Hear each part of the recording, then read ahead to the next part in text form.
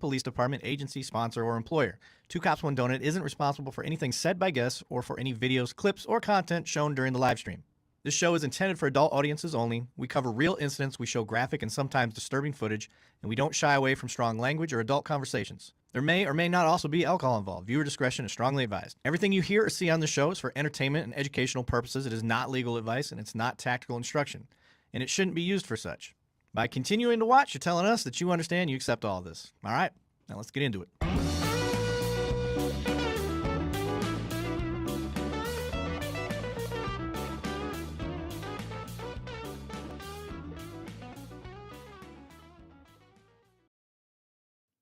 Welcome back. This is Two Cops, One Donut. I am your host, Erik Lavigne, and today I have with me my co-host, Banning Sweatland. How are you, Banning?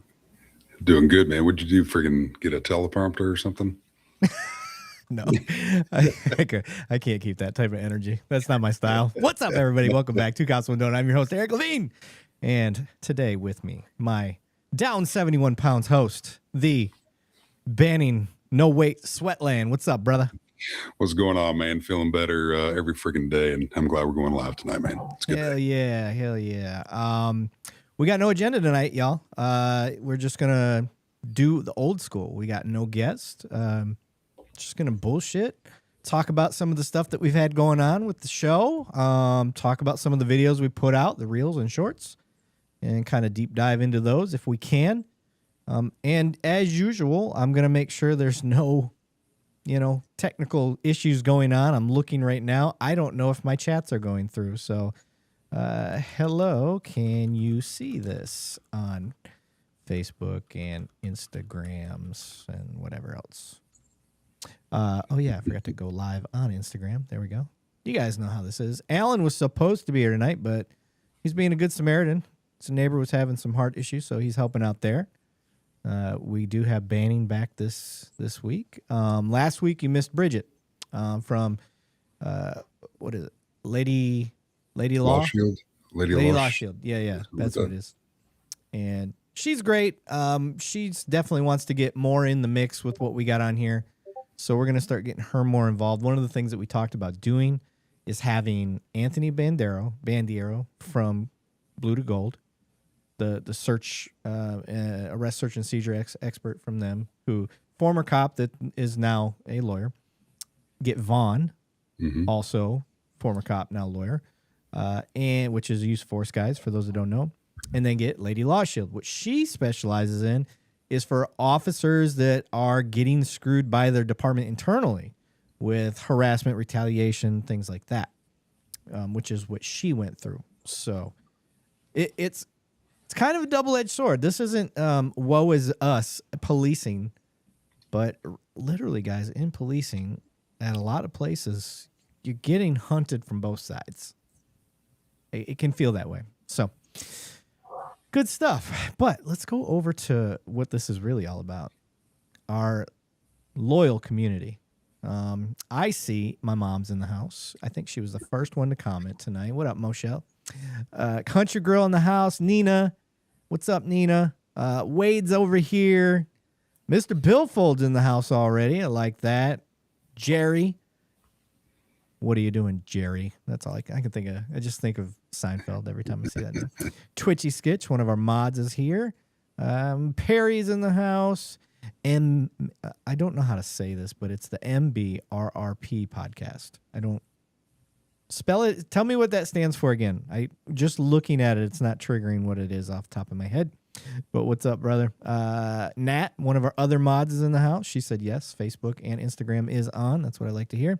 Listen, if you are over on Instagram, it's funny because I always look over this way for Instagram.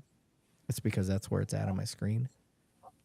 I don't see your guys' comments as often. So if you really want to be heard and be a part of the community, I just throw Instagram on here as like an extra. So you guys are aware that we have this live and that we do it primarily on our YouTube channel. So I'm asking if you do want to be a part of it. I see like Boss Macus just jumped on. Like if you just see this, jump over to our YouTube channel. Two Cops, One Donut, all spelled out. And be a part of the community. Uh, Steve Hill's on. He said, "Is Matt Thornton both an SRO and a detective?"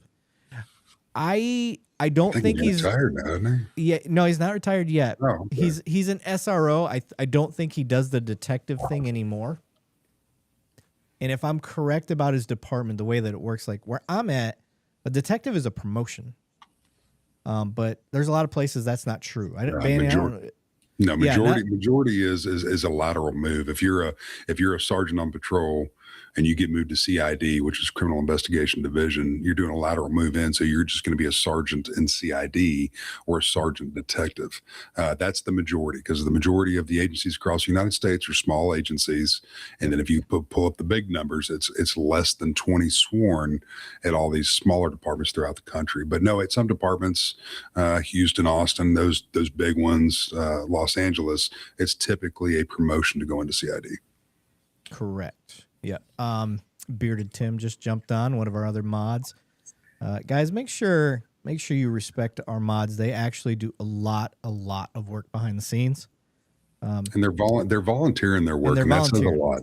That's huge. It's almost like a volunteer fireman, a reserve police. They're volunteering their time to come into to everybody's space here at Two Cops One Donut, and they're making sure everybody is being cordial. And that's a big step, man, to go in there and take that belt and do it. But yeah. I was gonna share this with you real quick, man. I got it on my phone. I don't know if you can see that or not, but I've been currently fasting on a water fast. Hold on. Keep it up there. You're mirrored. I gotta unmirror you. There you go. You're fasting. Drink water. I am, man. So I'm at 127 hours or 5 days without food, man. And when these things called ketones get into your system and that autophagy starts, and it starts eating up any type of bad cells, man, you feel great. You don't need to eat. You're good. And like you said in the beginning, I'm down 70 plus pounds and keep going. And now when I go in the gym, it's rock star again, bringing the old bang back. So it's something that's really good feeling. I just love to share that information. I need to do it. I just need to do it. Man, it's great. I want to do a 3-day. I just need to do a 3-day just to give me a little 72. 72 is a great starting point for anybody that wants to try this, or even a 48. If you're really worried about it and you got a lot of manual labor you have to do at work, start a 48, man. Do it on your weekend if you have the ability to have a couple of days off and see what your body goes through. Yep. Let the ketones kick in. You may have the power to where you don't have to do anything. Those ketones kick in and you're still a rock star physically. So if you got, I'm heavily pushing this out to family and friends because it's what it's done to me and my blood results and everything. And I'm just opinion based, obviously, but I get to see the facts on a spreadsheet on the blood, man. And it's good stuff. I like it.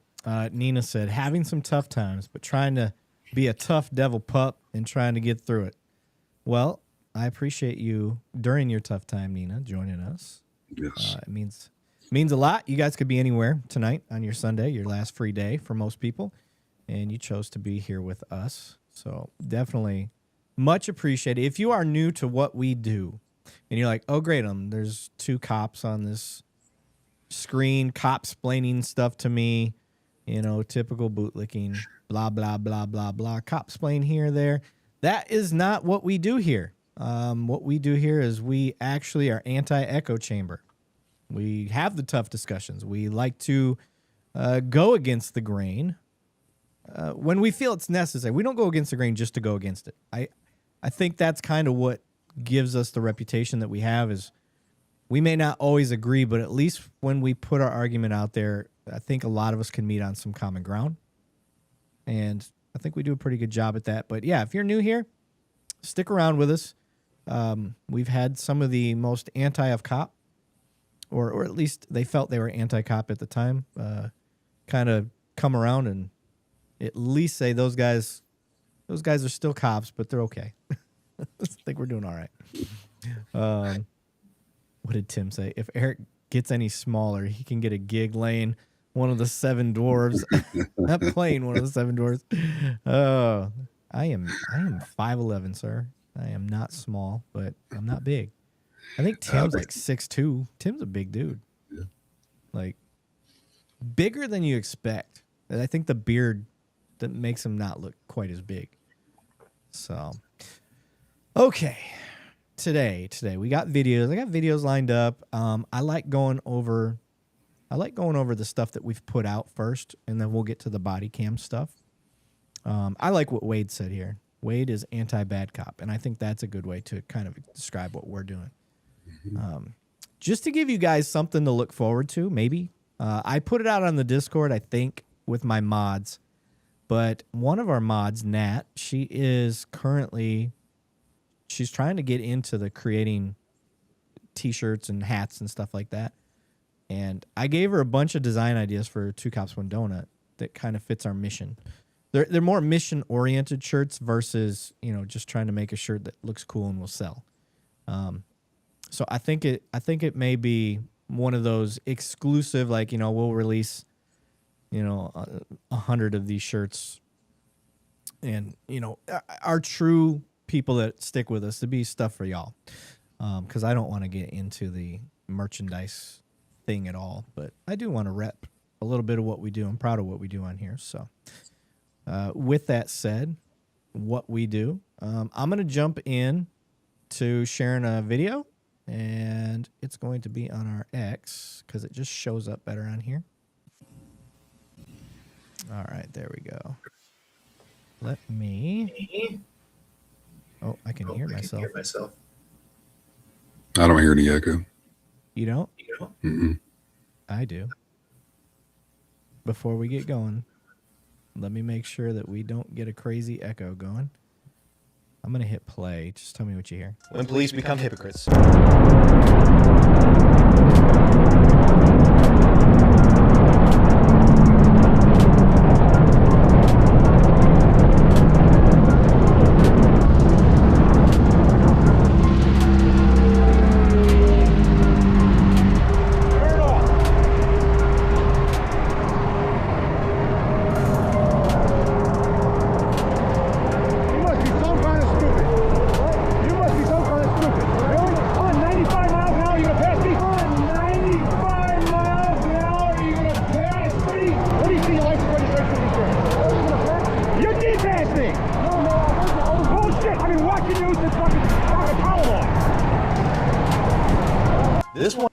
Okay. I'm trying to look at the comments. Everybody's saying it's echoing. Okay. Now, when you started, right before you paused it, your voice on the screen right now started to echo. I could tell it was going to continue to echo, but hearing the cop and stuff, I didn't hear the echo. It's unfortunate the audience did. Okay. Well, let's troubleshoot together. Let's work through this, guys. Let me go to audio. My echo cancellation wasn't on. Maybe that was it. Make sure mine's on. Okay. I'm going to go back. Thanks for helping me troubleshoot through this, y'all. I don't want you guys to have a crappy sound here. Mine was not turned on either. It is now, so hopefully it'll get rid of it. Let me try. I'm going to close my Discord just to make sure that we don't get any more echo. And I'm going to hit play. When police become hypocrites.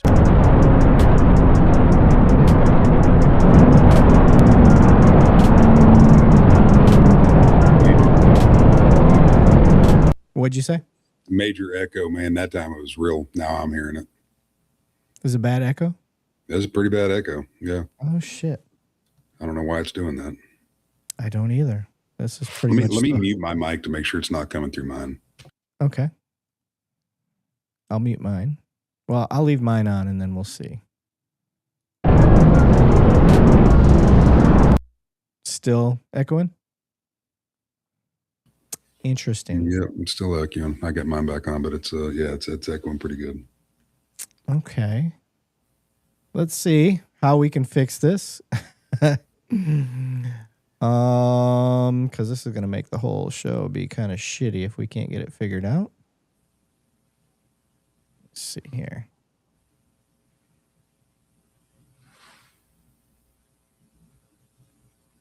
Stand by, y'all. Stand by. We're going to try to get this shit figured out. Harrison's texting me saying he thinks it's the video. Check your tab. Everybody's saying to me on text that, when we're just sitting here talking, there's zero echo, but just as soon as that video is playing. Yeah. So if I turn off the browser, which that's what I have to figure out, is why is our browser being echoey? I don't know how to turn that off. He said, try a different video. Okay. Let me go to my YouTube channel and go to my shorts.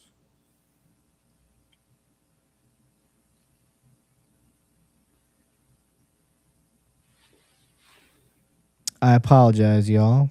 I did do some sound things today. When police become hypocrites. This is probably one of the biggest of all the people you could have gotten in a car accident with. And then in Florida, just here recently.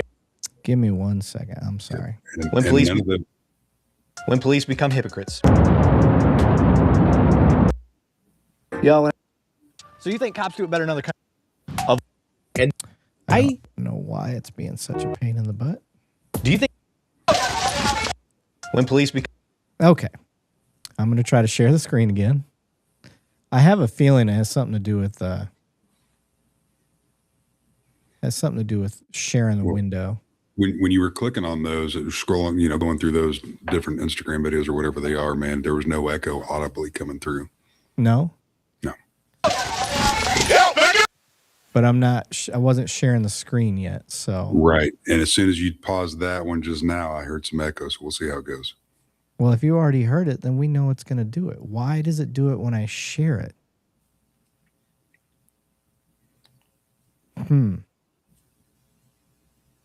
That's the hard part. Because if I hit play right now, I have a feeling it's going to... Do you think cops should have drones? Echo. Yep. Shit. All right, folks. We may have a problem here because I got to figure out why it's doing that.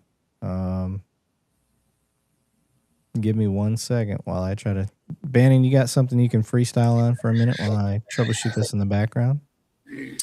Freestyle, man. Everybody in the family is freaking is healthy right now. So that's some great news. And like you were saying, one of our guys in the background, hashtag I sit with Alan, is doing the gentlemanly thing and taking a neighbor in need from Medical Regis to a hospital. Otherwise, he would be here. That's what cops do when they're either retired or off duty, man. They try to take care of people. So it's great to hear that he's there to do that. And I'm glad the guy wasn't by himself. So it's freaking amazing. Yeah. Yeah. We may just have to do a regular old chat podcast here if we can't get this video working. I don't know what the hell the deal is. I'm chat GPTing at the moment, folks. So Big C said rookie. So I've been kind of surveying unofficially people across the country through LinkedIn, asking them, and these are current and or recently retired law enforcement and also rookies just getting into it, asking them how many constitutional type classes are they going through before they get into their FTO program, man. And it's I'm getting about the same answer, and I'm talking the Northeast of the country, the Florida, the California, the Midwest. I got some buddies in Vegas that I've been talking to, and it's not being covered. Now, there are some good departments out there that are definitely covering this subject in reference to their officers and briefing and what are they, in-service training, stuff like that. So there are a lot of good departments out there that are doing it, but I know we have this topic a lot on the show. And even the area that I just left, they definitely aren't doing the training. The only thing that they're training on is making sure you get a hold of a ranch owner if a cow gets out. They're not covering the constitutional type training like they should be, especially it being 2026. So just wanted to kind of update everybody on that. Let me see what this does again. I just heard myself in yours, Banning. And Tim texted me and said, make sure you read the chat, LOL. And I think in reference to Yo, back up! Was that good? That sounded good to me. We'll see what the people say.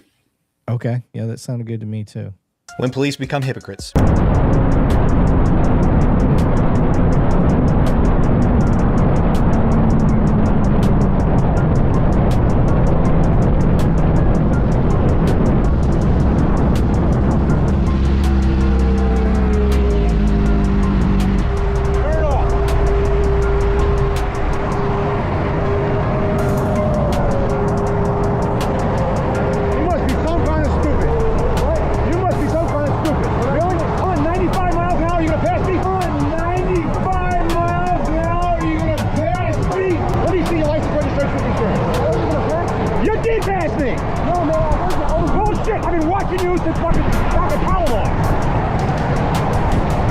This one. Okay. Now we got that fixed. Now we can talk about being a hypocrite cop. So let me give you guys the background on that. Is from what I got, this video was shared with me. This isn't one that I found. A motorcycle rider who likes a lot of the motorcycle videos we put out. He sent this one. He said, "What do you think about this?" So the biker was going down the freeway, pacing the cops probably.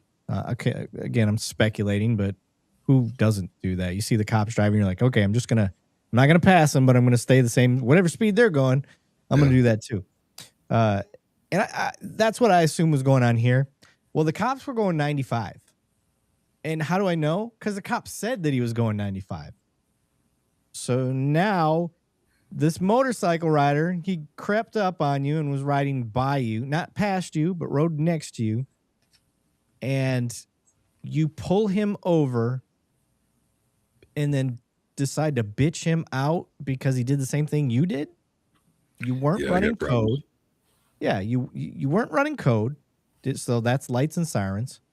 Motorcycles don't go to calls, y'all. This may be something else that you don't know. Motorcyclists typically do not go to calls. Major accidents aside, stuff like that. Yeah, I'm sorry. They handle calls on the freeway. They don't really handle anything else. They're not going to domestics. They're not going into neighborhoods and stuff like that, or showing up to apartment complexes, or going to the 7-Eleven because there's a homeless person there. They can't transport anybody. So they normally just stick to the freeway. So, and just to kind of, for those that don't know, I've written or read what's called general orders or best practices around the country at different things. And most agencies, when it comes to their motorcycle unit, it's written in black and white, will allow them to go, if they're en route to a call that's not an emergency situation, traffic permitting, can go en route to that call, driving to it, no lights and sirens, at 10 miles an hour above the posted speed limit, as long as they have acquired all of the safety and training that they need. Now, this is an active call that they're going to. Now, when they're not going to an average call, they're supposed to be blending into traffic, and that means obeying current speed limits and stuff. So yeah, it's absolutely a hypocrisy when you hear a uniformed officer on duty say, "You tried to pass us at 95." Well, obviously he knew how fast he was going at 95. He probably had his forward radar on too, that's on his handlebar, so he could even see it better. That is absolute hypocrisy, and it's ridiculous. Absolutely ridiculous. I didn't see now there's different policies for different agencies. I didn't see a body camera. Now, it wasn't the best video. I get it. It was a 360 video on this young man's motorcycle that caught this. But I don't know if you saw one, but I didn't see a lapel and or a body camera on this. And they could be going to it. There's a myriad of things they could be going to. An off-duty gig for traffic control. They could be, but it obviously wasn't an emergency response that they were heading to. And that's where I have the problem. Yeah. And most agencies, so this goes to the education side, most agencies, when you're running code to an emergency call, like you can go 20 over. That's typically the emergency, yes.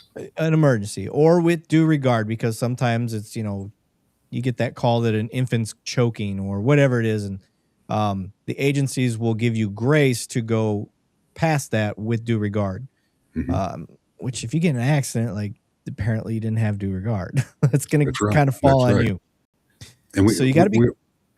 Sorry, I Go mean, I just wanted to throw in reasonable and prudent. That's most of the states will always fall on to what's called reasonable and prudent. So would a reasonable and prudent person believe that you're going to an emergency call to assist somebody and you're not creating danger on your way to that call? And that's all that truly means. Yeah. So that's the argument. So now my argument would be like, if they were going to a call, one, they weren't running lights and sirens. So that's a technical foul. If they were going to a call and it was that important, why are you stopping to conduct a traffic stop en route? Right. Because I had cops like try to bash me on this one, saying, you don't know, they could have been pacing him. No training that I have ever seen in law enforcement can you pace somebody in front of them. Right. Try to do that in court. There's no court that's going to accept that because you're guessing. You have to have landmarks and stuff to pace people. Pacing is a real thing. There is real training for pacing, but it always is trained with the person in front of you, not behind you. Yep. So that excuse goes out the window.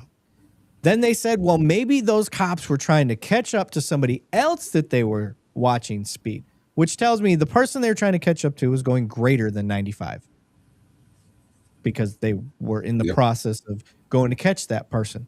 So if that's the case, why would you slow down to do traffic enforcement on a guy that's slower than you or meets the same pace as you? That person that was ahead of you is obviously the bigger danger. So I'm trying to cut off all the arguments at the past because all these arguments they were trying to make, I'm like, you're just trying to make an excuse because they're a cop. I was like, it doesn't work that way. It's this rules for thee and not for me don't fly. And people are getting fed up. And that's why all these videos are coming out and they're showing that. So again, to officers, when we make this argument and the 99.9% of cops are out there doing the right thing, they're not. That's a shit number. It's not true.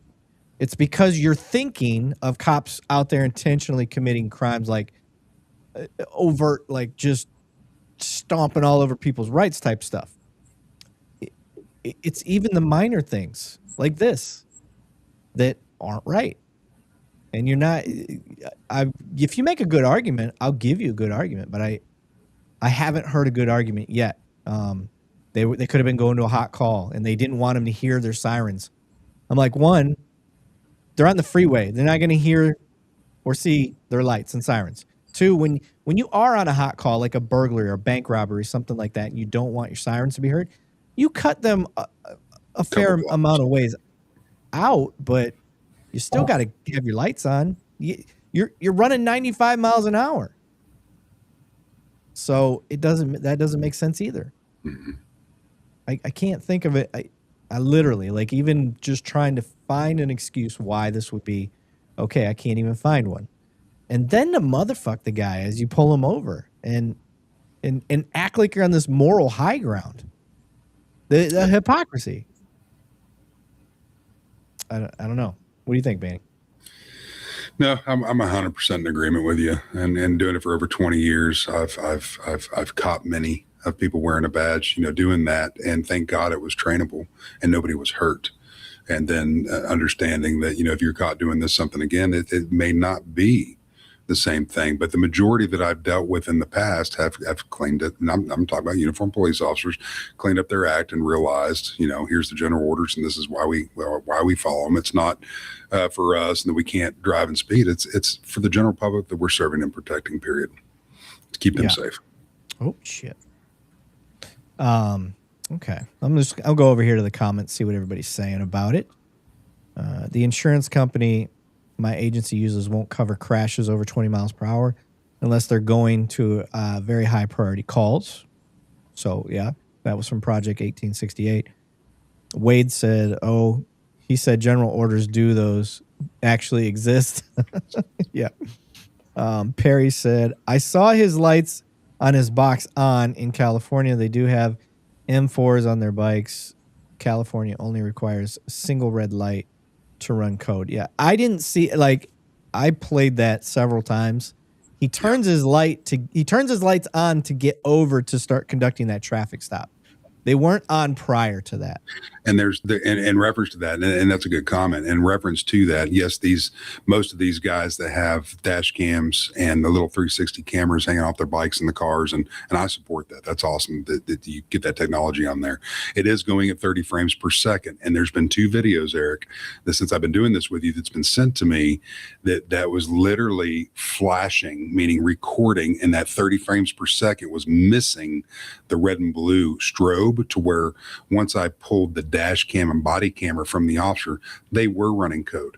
It's just the camera. Now, I've been sent hundreds, maybe even 1,000 videos from y'all that to where the majority of the time, as you stated, is 100% correct. But there's been 2. So we can't cancel that out completely, because there is a chance that these 30 frames per second may miss the emergency light flashing on a motorcycle or a police car, but likely, just from what I'm seeing, it's usually going to catch at least 1 or 2 of the flashes. Now, I think we all saw when they looked back and they saw the bike approaching or getting kind of close to them, that when they activated at least their what's called rear deck lights, or the rear emergency red and blue flashers, it was very visible within that. So I don't think that's the case on this one. Yeah. So if you're going to give a lesson to cops out there, if there's any cops that watch us and they're like, trying to take some advice from us, just don't be a hypocrite. Don't do this shit. Like it'll keep you out of trouble. 2, it's the right thing to do. I get it. That ego kicks in. You're like, I'm a cop. I'm allowed to do this. You can't be doing it though. Like, you have to check that ego. Like, It's not just because you can run code when it's authorized doesn't give you carte blanche to do whatever you want whenever you want in a vehicle. Before you go to the next one, let me just give you a quick story of when matter of fact, it was the first FTO when Banning became a baby cop, and I was a baby cop for years as I was learning, and I'm still learning stuff every day. However, he walked me around to the back of the police car here in Texas. I'm not going to say the agency. And he pointed, because he was about to drive and take the wheel, and I was in my observation phase. So literally first day of going out in the police car with a uniform on, just a young Marine fresh out of the service. And he pointed at the license plate and he goes, "You're going to see me violate some traffic laws today. And when you do that, I want you to remember that we have Texas exempt plates," which it means it exempts us from the laws. And for that 8 hours sitting in that police car, I thought he was correct, because we never covered that in the police academy. And I'm listening to this guy. This guy stripes on his sleeve. That's probably a year older than me. We were both young. But I quickly got into the law book, started looking things up, because it just didn't sound right. And so when you see a school bus in the state of Texas, or if you see a police car, you're going to see on their plate, it says exempt.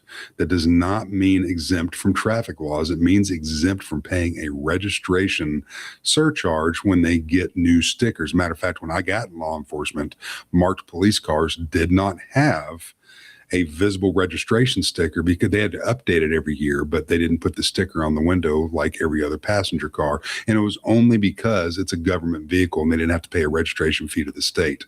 It just made it null and void on that. It has nothing to do with traffic laws, because you'll see it on our buses, all of our independent school districts, is on any registered vehicles that they have. You're going to see that same Texas exempt plate. It's got nothing to do from avoiding traffic laws. Right. What is Oath Keeper babbling on about over here? Cops aren't obligated to protect the people, even if there is a restraining order. Okay. What is your point? So are we, and I got to ask Oath Keeper or whatever, I didn't catch the name, it was up there so quick and I don't have access to chat. Is he speaking about a restraining order or a protective order? Because in the state of Texas, Louisiana, Oklahoma, and New Mexico, they're about the same thing. So I need to know what you're talking about. Is it truly a restraining order, which is contempt of court, a civil matter, or is it a protective order when violated, which is a criminal matter? So yeah. Two big differences. Is a violation of a emergency protective order, is that a felony, or is that a class A? It depends on what the violation. No, it's, when it's actually just a violation of protective order in the state of Texas, it's a class A misdemeanor. That's what I thought. Yeah, that's what I thought. There's probably enhancements on that, but I'm not 100%. God, it's been so long since I've had to do emergency protective order. I forgot. Yeah, that's crazy. But yeah, you're not wrong. I just don't know what your point is. The Supreme Courts have ruled that cops don't have an obligation. You're not wrong. But and on that protective order, it can be elevated to third-degree felony, depending. So, like you were saying, can it be escalated? It absolutely can. Yeah. Cops aren't exempt from any laws, criminal or traffic. Again, No. You're correct. They're not exempt. There's laws that in the course of their duties are bypassed and not enforced. So they're allowed to do it. Doesn't make them exempt. And what Eric means by that is just an example is the video that we just watched. So if they're going to an emergency, sometimes they'll call it a priority 1 through a priority 3 call. If it authorizes the lights and sirens, obviously they can violate the speed limit to get there. And when you look at that, it's what would a reasonable and prudent person think if this were to be evaluated and an accident were to occur and there were involving injuries, et cetera, or property damage. So there's rules all around the fence. Even there's rules that can be violated if you hurt somebody or something else, and then it goes into another thing. Do we need to look at charges on this officer, even though he was utilizing lights and sirens as trained? Yeah. Was it the officer's fault or not? Did he not slow down to almost a complete stop at a red light at a four-way intersection? And did he cause an accident? Because even though we're authorized code going somewhere, there's still rules of man out there. You still have to slow down. Not everybody can see and hear that. And what people don't realize, some of the young cops that are watching tonight, you can outrun those sirens at about 75 to 80 miles an hour. And also depending on the wind direction, that siren's null and void at a certain speed. I never really put this together. Now I don't know I'm going to be able to unhear it, Banning. This guy said the dude on the bottom sounds like John Goodman. He's talking about you. Good Lord. You do kind of sound like John Goodman. Well, hopefully that's not a bad thing. Yeah. So to your point, Oath, yeah, there's things called defense of prosecution. That's what police often use. Like when we get in a shooting and somebody dies, we're not immune to the law. It's just there's defensive prosecution if it's in self-defense and stuff like that.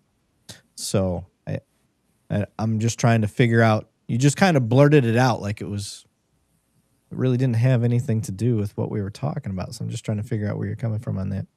It's like a excited utterance. That's what it sounded like. Okay. Did we beat that one to death? Did we got any more that we want to talk about? That cop, I think we both agree that cop was being a hypocrite. Mm-hmm. And we don't agree with that.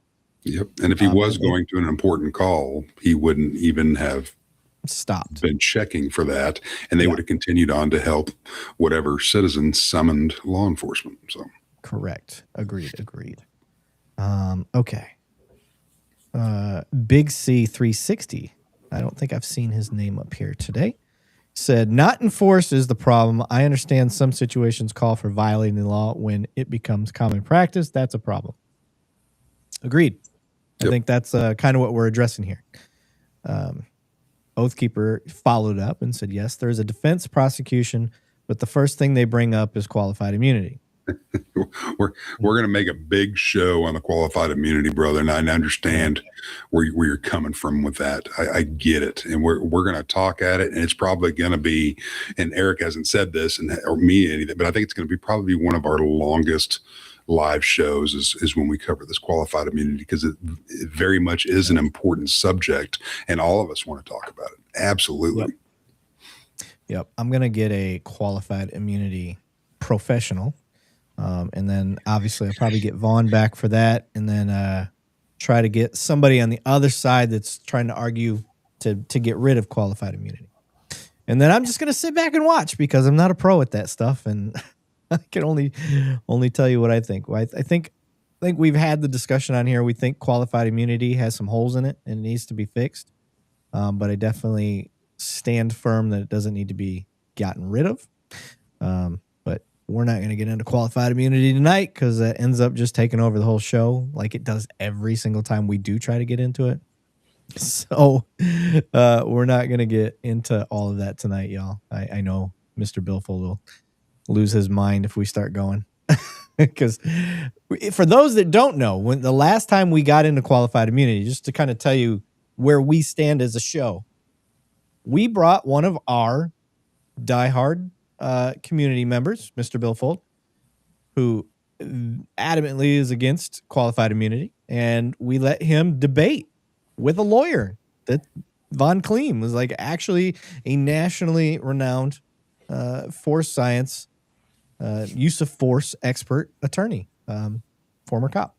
And shit, how did they go all 3 hours? I feel like they went a long time. It was quite a bit. Yeah, and we just kind of try to facilitate that discussion, and it's pretty good. Mm-hmm. Oathkeeper said, I think they should get rid of qualified immunity. Cops should have to get insurance just like a doctor does. Well, then you're going to have to pay cops just like a doctor gets paid. So that's the argument that I'll make against the insured part like that. I'm all for it, sure, but now you're going to have to pay cops the same way.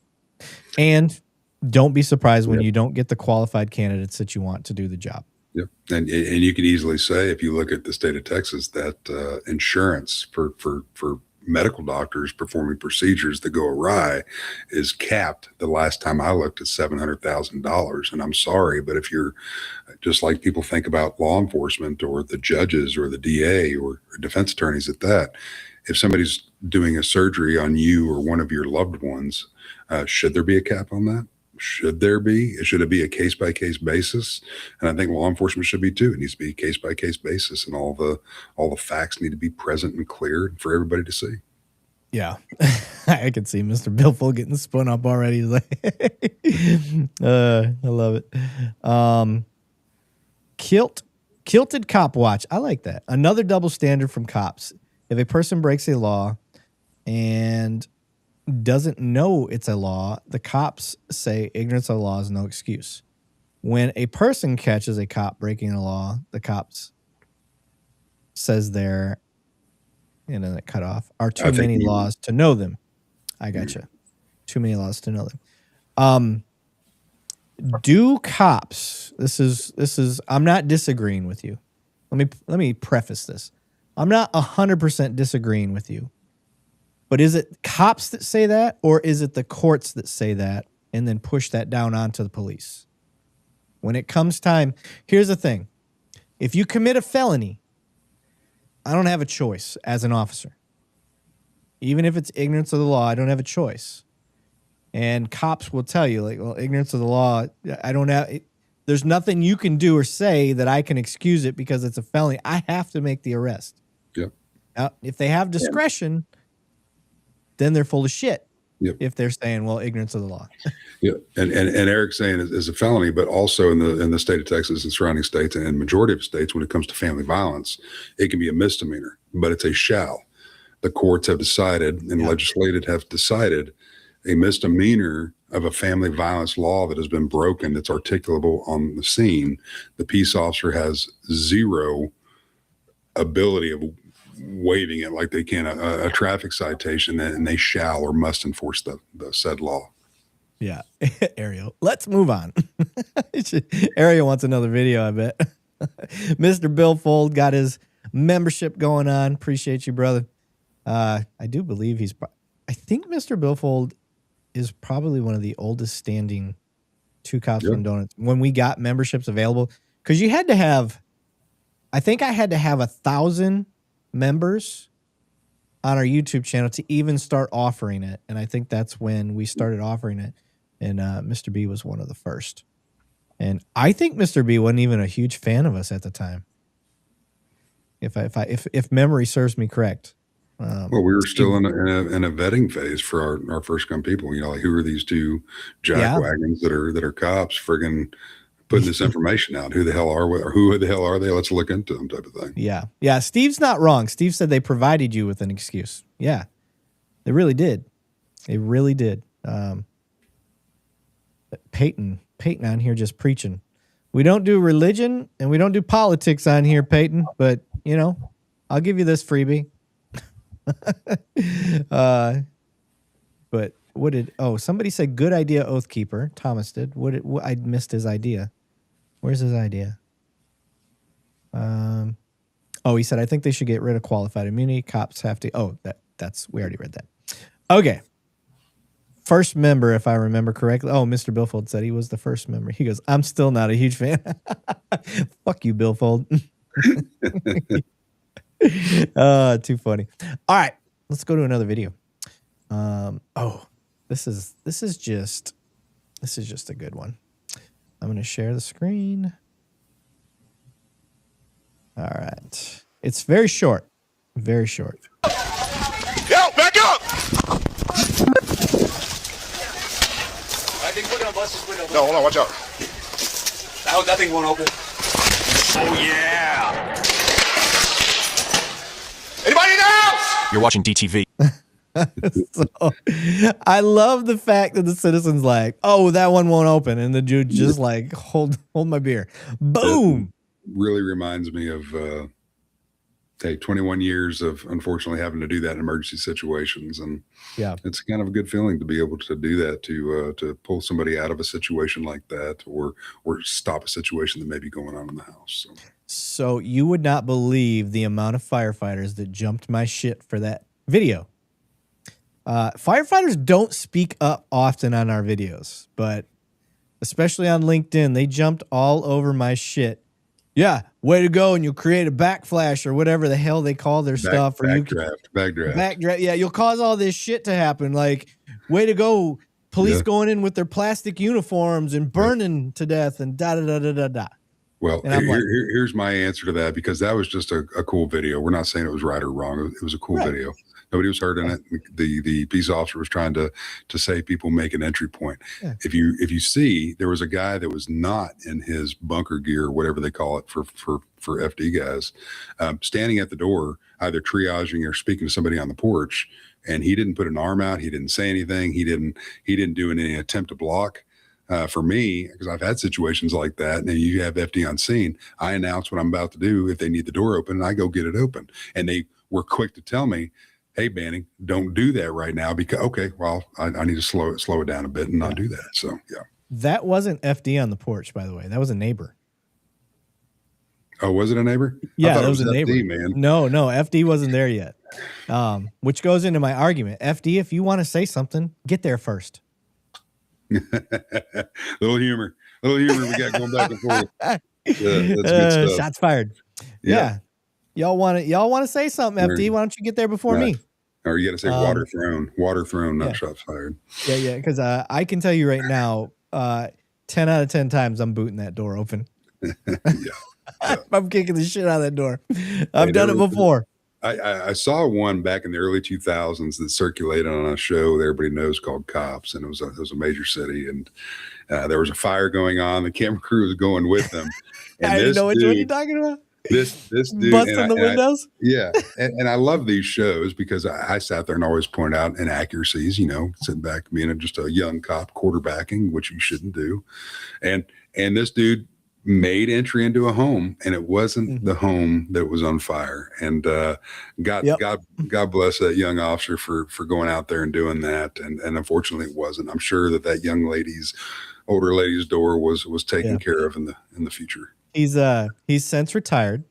I know this officer. Yeah. I know his brother.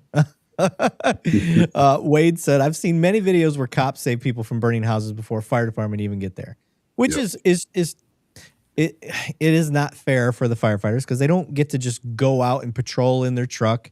They have to stay at the firehouse because, heaven forbid, they're at one end of their beat, and then a fire comes out on the other end. They got to kind of stay where they're centrally located. So it makes sense. I get why firefighters can't be they got, how many people are on a truck? 8, 12? I don't know. However many guys are on the truck with them. They all got to get, dressed at the same time because they're all having a sleepover at their place. I'm sorry, firefighters. I got to throwing more jokes, and they all got to slide down the same pole. I'm going to give them some props, dude. Some of the situations that I've seen these men and women go into on fire calls, I'm like, holy shit, man, that's a serious deal. So I'm going to give them their props on that too, man. They go into situations that you and I don't have the equipment or the training, let alone to go into. But yeah, also some huge props on what they do, man. It's freaking amazing. Yeah, I basically go by the heat test, and this is an honest to God's thing for me, guys, because I've been to quite a few house fires and car fires. I've been by car fires I can't get near at all. Like I'm talking melting the asphalt hot. Yeah, 100, 100 feet, 200 feet away. I can't get near it. It's just too hot. Same with house fires. But I've been to house fires as well, kind of like this one where it looks like it's on the back side. I get up close to the door of the house and I'm not feeling any heat. I'm going in. I just gonna go in.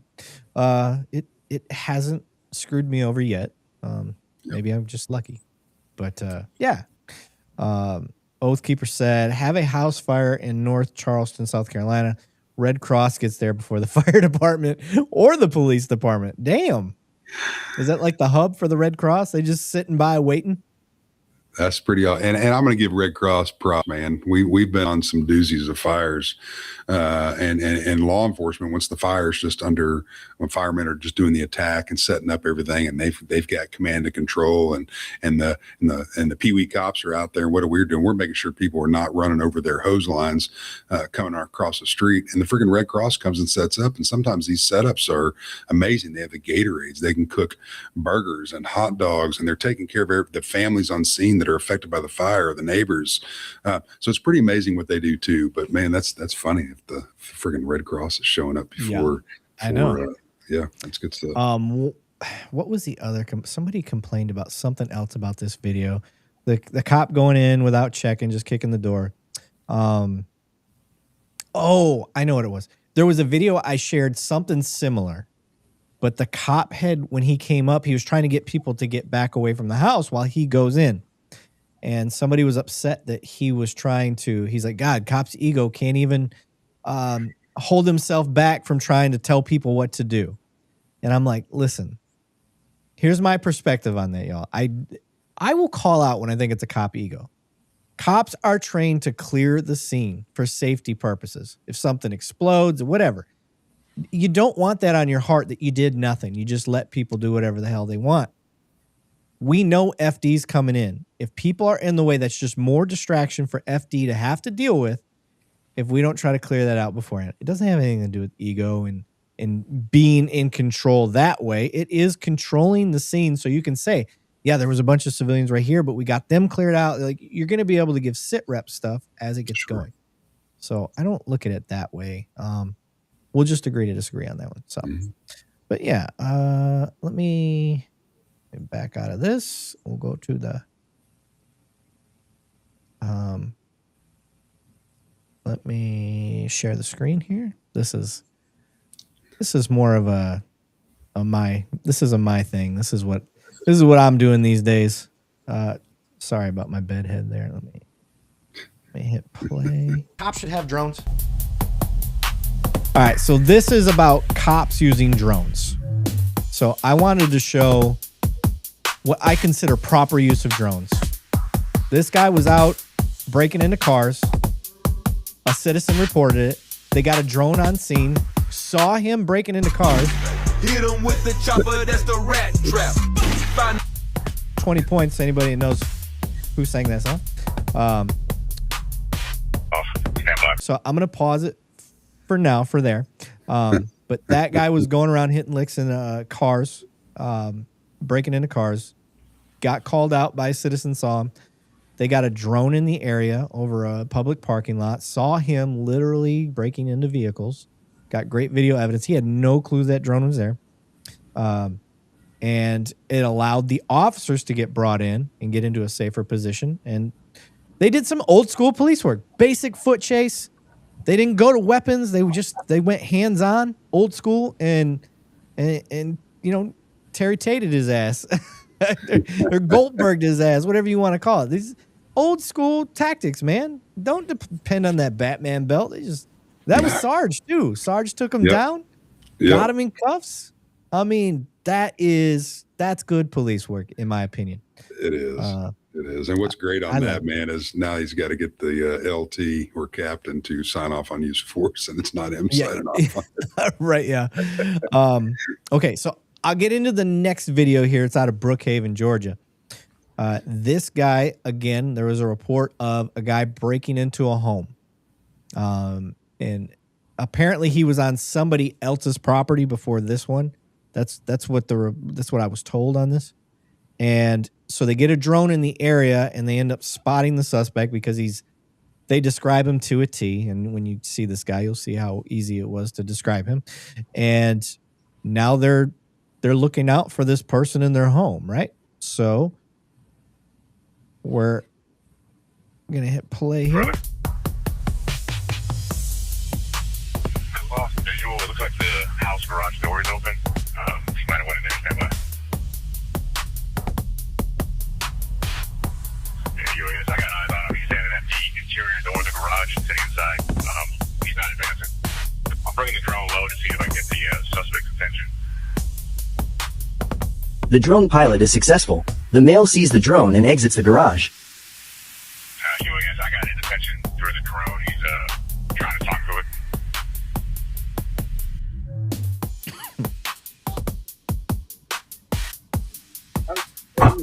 What's up, man? How's your day? All right, so I definitely want to give kudos to this officer, just in his response. Young officers or inexperienced officers, don't even have to be young officers, inexperienced officers, that can tend to get them ramped up. That's a home invasion, possibly home invasion call. Those are serious calls. Home invasions, that's one of those, like, as an officer, that's the type of, that's why you signed up to be a cop. You want to stop somebody from breaking into your most sacred place, your home. So those get serious, those get dangerous, deadly, quite often, anytime they happen. They have a very high potential. In this officer's response, seeing a guy that's shirtless, can see his waistband, the drone had already given updated information, like we're not seeing a weapon. They were able to de-escalate and keep a calmer demeanor and not over-escalate this situation, which can tend to happen. And you saw that officer, this is why I like the drones, y'all. I understand the big brother concept. I understand that, and that's a concern of mine. That's why I think great power comes great responsibility. This is an easily abusable tool, and I don't want to see that happen. But what we just saw in the last two examples is exactly why I want them. I just don't want a cop to fuck that up for us. So, what do you got, Manning? It easily, and I'm going to say more than likely, stopped a higher use of force, which could have been used. This also, if you even just break it down to the budget numbers, when you're running a law enforcement agency, you have to look at the numbers. If this became a barricaded person, meaning a call type, because they can't see the person, but yet they have a door ajar or a garage up, they don't know if it's his or not. And if it became a barricaded person, and now you've got the armored vehicle coming out, you're getting a whole bunch of people that are off coming into duty for an overtime type thing, and then you get a negotiator in there. And if you look at the serious cost of what it takes to do that for the taxpayers, this drone, I believe, just eliminated. Now, did it? Definitely no, but on several situations like this that I've seen, man, it's saving the taxpayers money. We're getting people into custody a lot easier with a lot less use of force.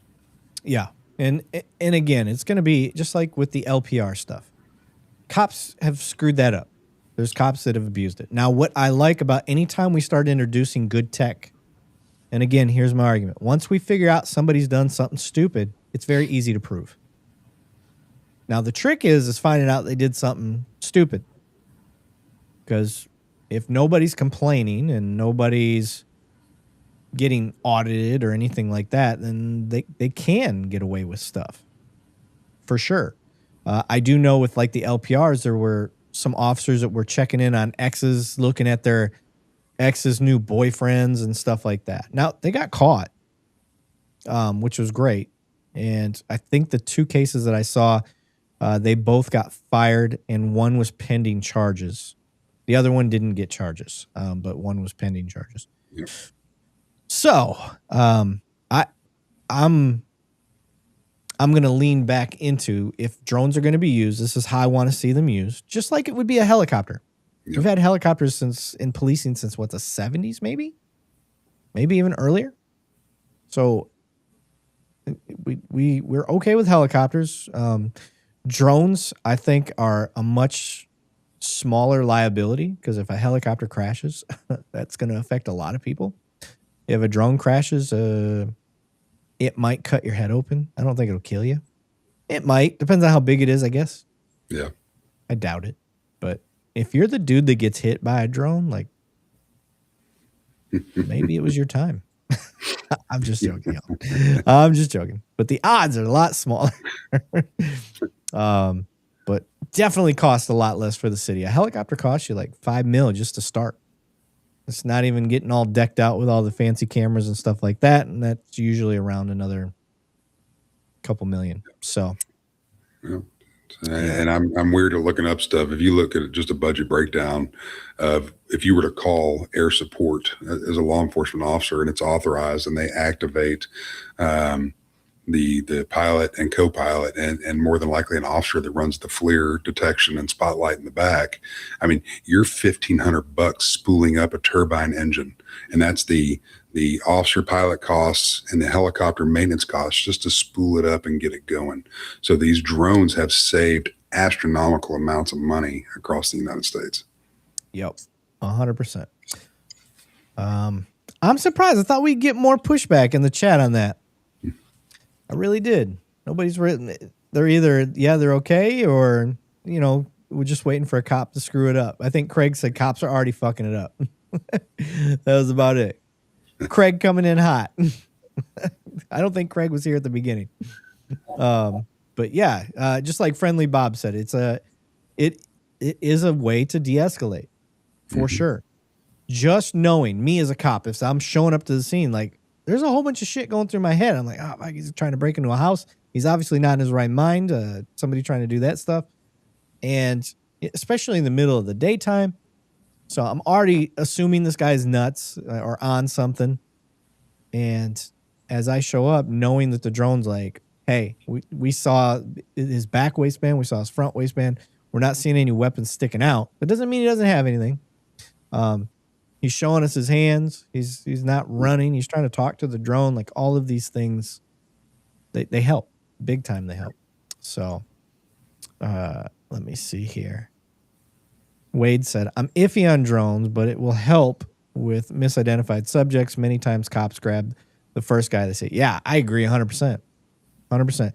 The way the drones are, if they're set up in a city properly, and Vegas is a good example, because they have full citywide coverage with drones, you can have a drone on scene of any call within 90 seconds.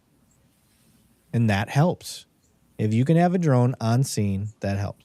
And here's how, okay, Banny, I know you're not big into the drone scene yet. It wasn't a thing while you were in law enforcement, but I'll tell you, here is the way that I think we should be doing drones for transparency and accountability. We need to have a public website. The public website uploads every drone flight 24 hours after it's done. That way you're not compromising an investigation, but 24 hours after the drone flight is completed, that drone flight is uploaded. The path is shown. Mm-hmm. The pilot name is listed with badge number. Or if it's a civilian, I guess, whatever civilians have, employee ID. So path, the call number. So if it was a report number or just a call for service, all of those things listed for every flight. So people can jump on there and be like, oh, okay. So that's why they flew there. They flew there for this. They flew there for that. And the flights are not, it's not arbitrary flights where an officer's just like, I'm going to go look over here in this person's backyard, or I'm going to go over here and look at that. Every flight needs to be tracked and shown. What are you giggling about? Well, I'm just giggling because you said it wasn't during my career. I was actually one of the first pilots in law enforcement before the Part 107 came out. So you were out there dirty birding it. Well, this is when legislation was looking at it and authorizing law enforcement as a kind of a test bed, as long as these drones and you had to save your flights were over public streets, not to exceed 400 feet to get into Class B airspace, etc. And already being a pilot, a commercial pilot at that, I was able to go out there and test that, and it was interesting and it was very useful. And then drones came in hot and heavy and kind of blew everybody away in a good way. Yeah, I'm going to address Big C 360. He said Las Vegas Metro PD runs drones and choppers at the same time. I don't think they're trying to save money.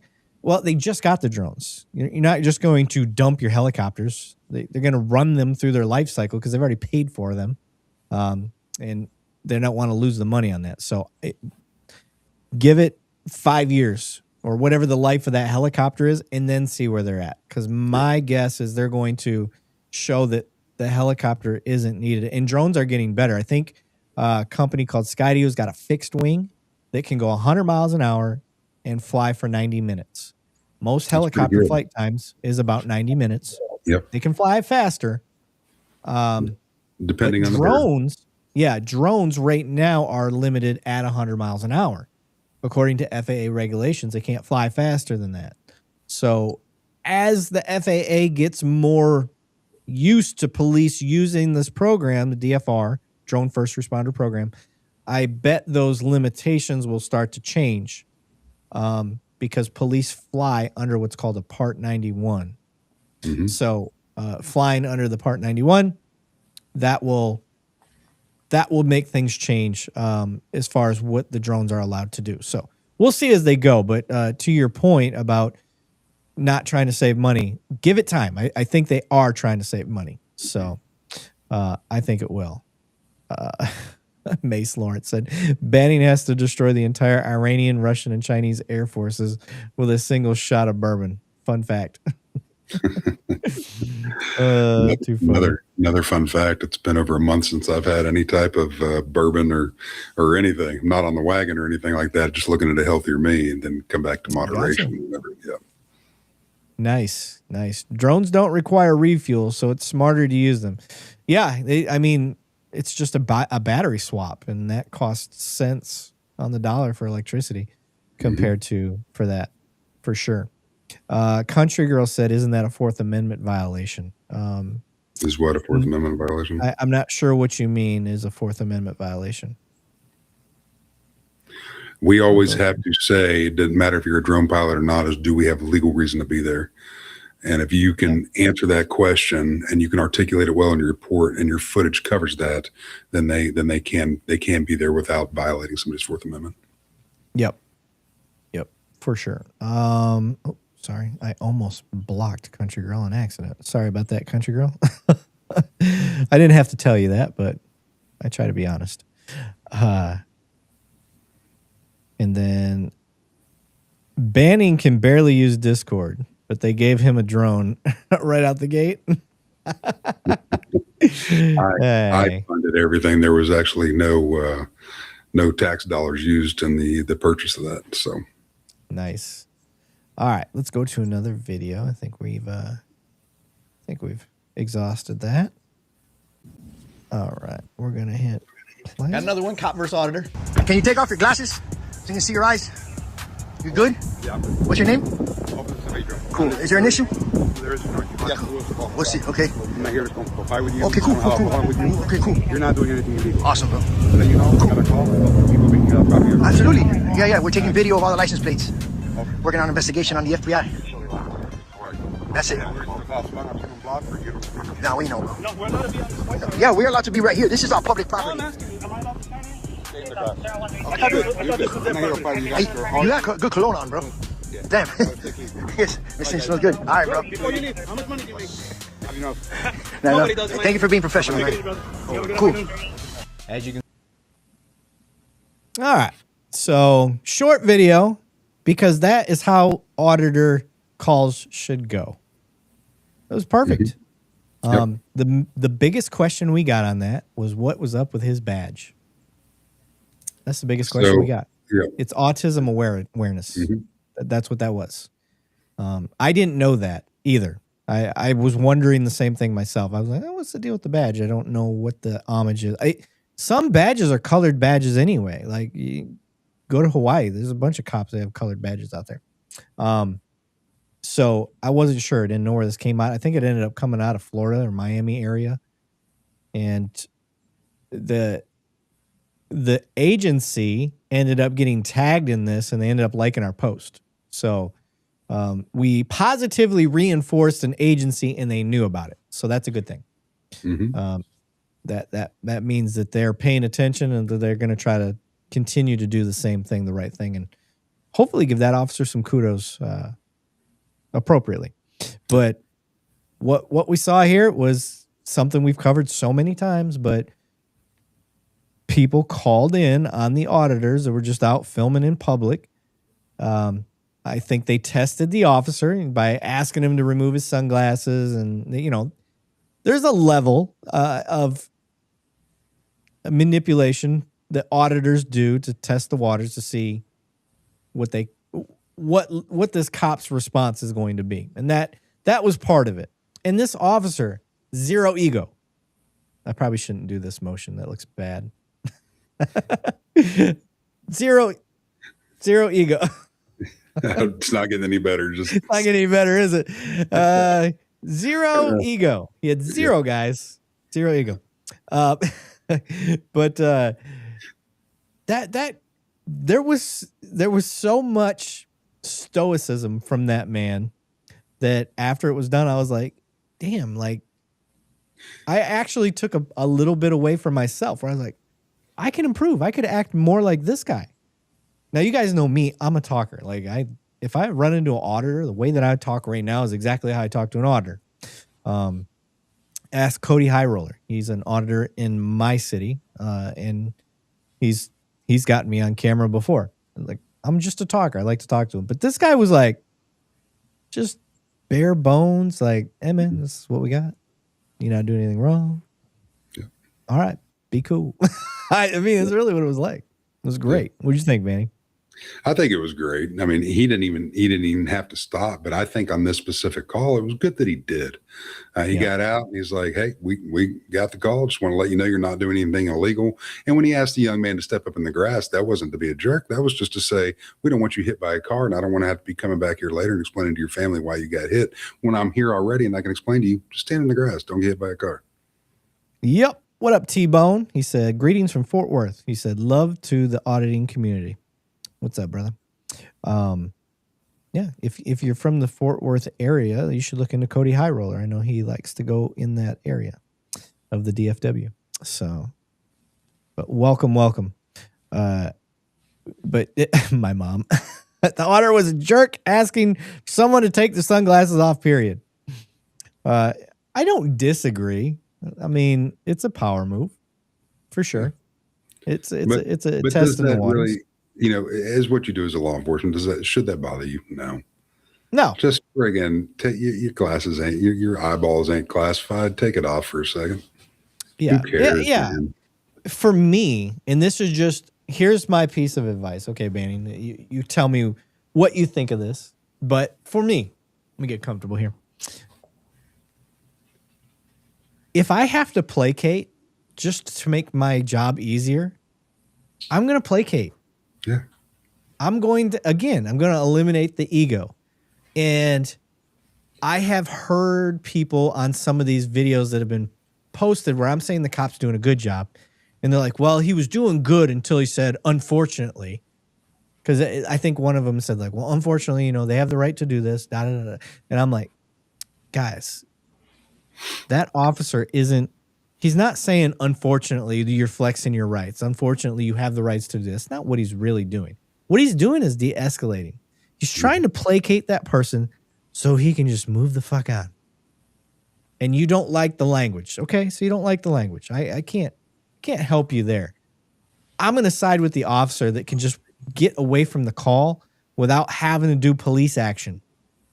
Without having to do any more police action. It's bad enough that he had to show up because a citizen called and didn't understand people's rights. But now he's got to make the scene. He's got to make contact with the caller. And now you're seeing what he's doing. He's just like, all right, yeah. Like, well, they have the right to do this. Unfortunately, this is what we got to do to, like, let it go. Like, the officer's he's not stepping on your rights. He's just placating for de-escalation purposes. And that's the way I see it. Doesn't make me right, but that's my view on it. Mm-hmm. And I'll do that. I've done that.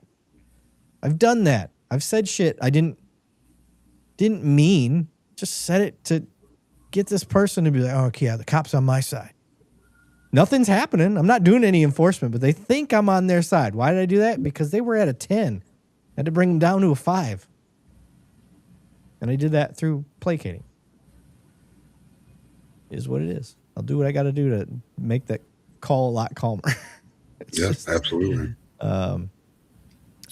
Caps fan 93 said, I think the glasses bit was a test.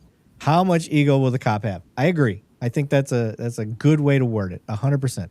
Even if he refuses, does he just politely refuse or decline and explain it's too bright, or does he get pissy? Yeah, that's well said, sir. I agree. Well said. I'm not a sunglasses guy. I got big eyebrows. I think and really long eyelashes. I think they kind of do most of the work for me. And I think I was told when I was real young. You know how sometimes you're told something when you're young and you're like, it's got to be true, right? I was told when I was young that if you wear sunglasses, it makes you more susceptible to sunburns.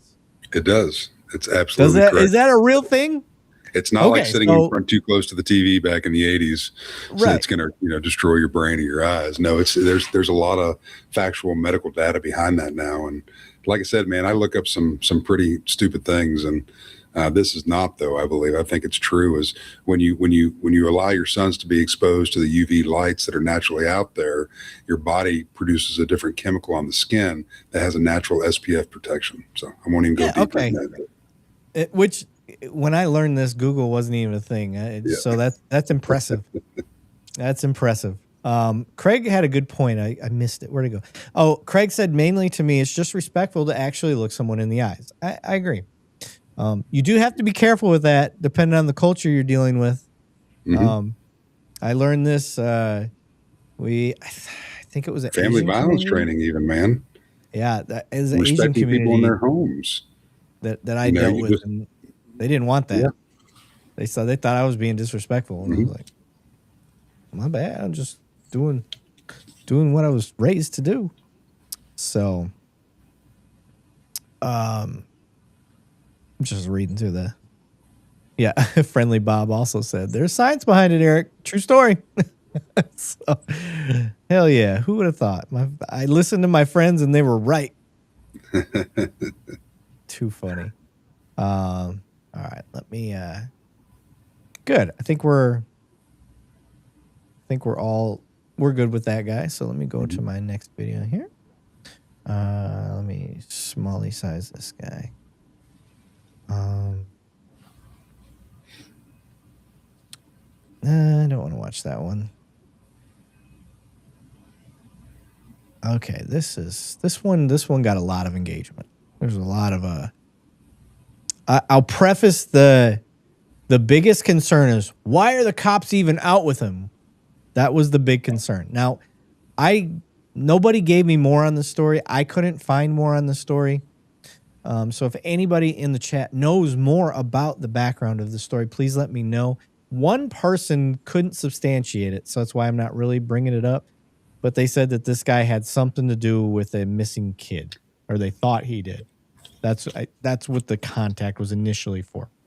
But I couldn't find anything to substantiate it, so I didn't want to really push that out there. I suppose I need to share the screen. It usually helps. Things you should never do to a cop. Part 1. Do you have any weapons or anything on you? Well, don't reach for it. I'm sorry. Here, take that. When police ask you about when police... My favorite is that cop goes, Jesus Christ. Because I think by the time his brain caught up with him, holy fuck, he'd already had it out of the kid's hand. But can we be mad at the kid with the knife? No. It's our instruction. We've got to be the best when we're out there dealing with the public. And what I mean by that is, when you give instructions, reasonable and prudent people, I know I keep saying that a lot tonight, are going to answer and do what you say. He didn't say, with your hands being visible and not reaching for anything, can you verbally tell me if you have a weapon on you? Then you're going to solicit a different response than what he got there. So it's all on how we address people to begin with. Yeah. Somebody in the comments said, like, it's like asking if you have a quarter. Yeah. And your instinct is to, oh, even if you don't have one. I go, you know what? Look, That's good. That's a good analogy. Yeah. You just, so your boy's like, do I? Check out this fucking Batman knife. Ask if you have a weapon, don't reach for it. You don't reach for it? Can we just search it No. up? Yeah, go ahead. Don't go in your Don't pockets. reach for your pockets. I just said that. Sorry, dude. He just keeps screwing the pooch. Too funny. It's not funny for that kid, but I gave props to the officers because they didn't get. They taught. They gave education. Hey, come on, dude! Like, you don't do this. They didn't get animated. They didn't fucking wreck him. And for a lot of people, because I did get, a lot of the anti-cop crowd really hit on this one. Again, they wanted to know, well, why are they even stopping him? They can't just stop him. And I'm like, look, when you're within arm's reach, even if it's just, this was the point I was making, even if it's just a consensual stop, the cops were like, hey, what are you doing this fine evening, sir? Would you think that it's a good idea to pull a big-ass, weird-looking knife in front of a cop within arm's reach? Probably not. Yeah. I'm not saying what the kid did was illegal. That's not what I'm saying. I just said it's things you shouldn't do. Because if, let's go with the anti-cop rhetoric about all cops are bastards, they're out just to looking to kill people and whatever. They just had the perfect excuse and they didn't do it. Yeah. Not only did they not do it, they didn't even get ramped up. Like, that's pretty chill. That's about as chill as it gets to pull. And I learned that the name of that knife is called a karambit. I never heard of those. I've seen them. I didn't know what it was called. So, and the fact your boy was just had a holster for one, it's crazy. So, yeah, they didn't get jacked. Nothing. Like, they didn't slam the kid on his face. They educated him, and I think that's the best outcome you can get.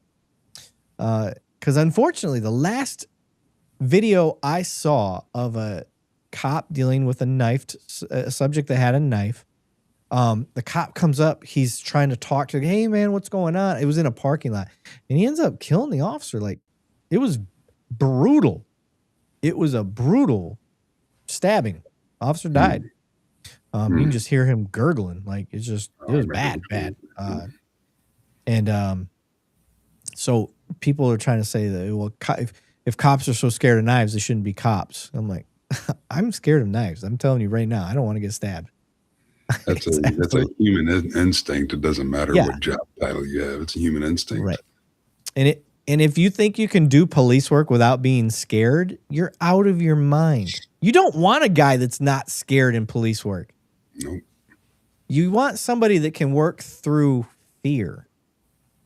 I've been scared a lot of times on calls. It's the fear. Yep. Fear is what makes you do stupid shit.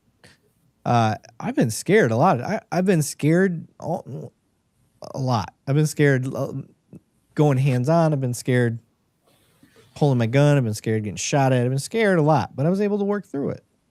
But that fear makes you not think. I can think through scared. I can't think through fear. But yeah, if you think cops can't get scared or they shouldn't get scared, I don't know that they have the humanity to do the job if they don't get scared about anything. Yeah. So,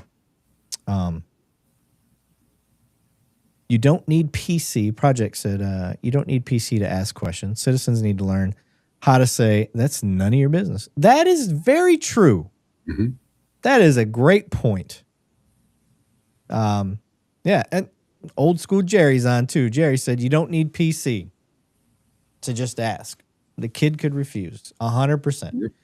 And this is where I think officers could improve our relationship with the community. This is how we can improve our community trust. Yep. And let's just touch on that for 1 second. Okay, good. I'm not done. This is how we improve the community trust.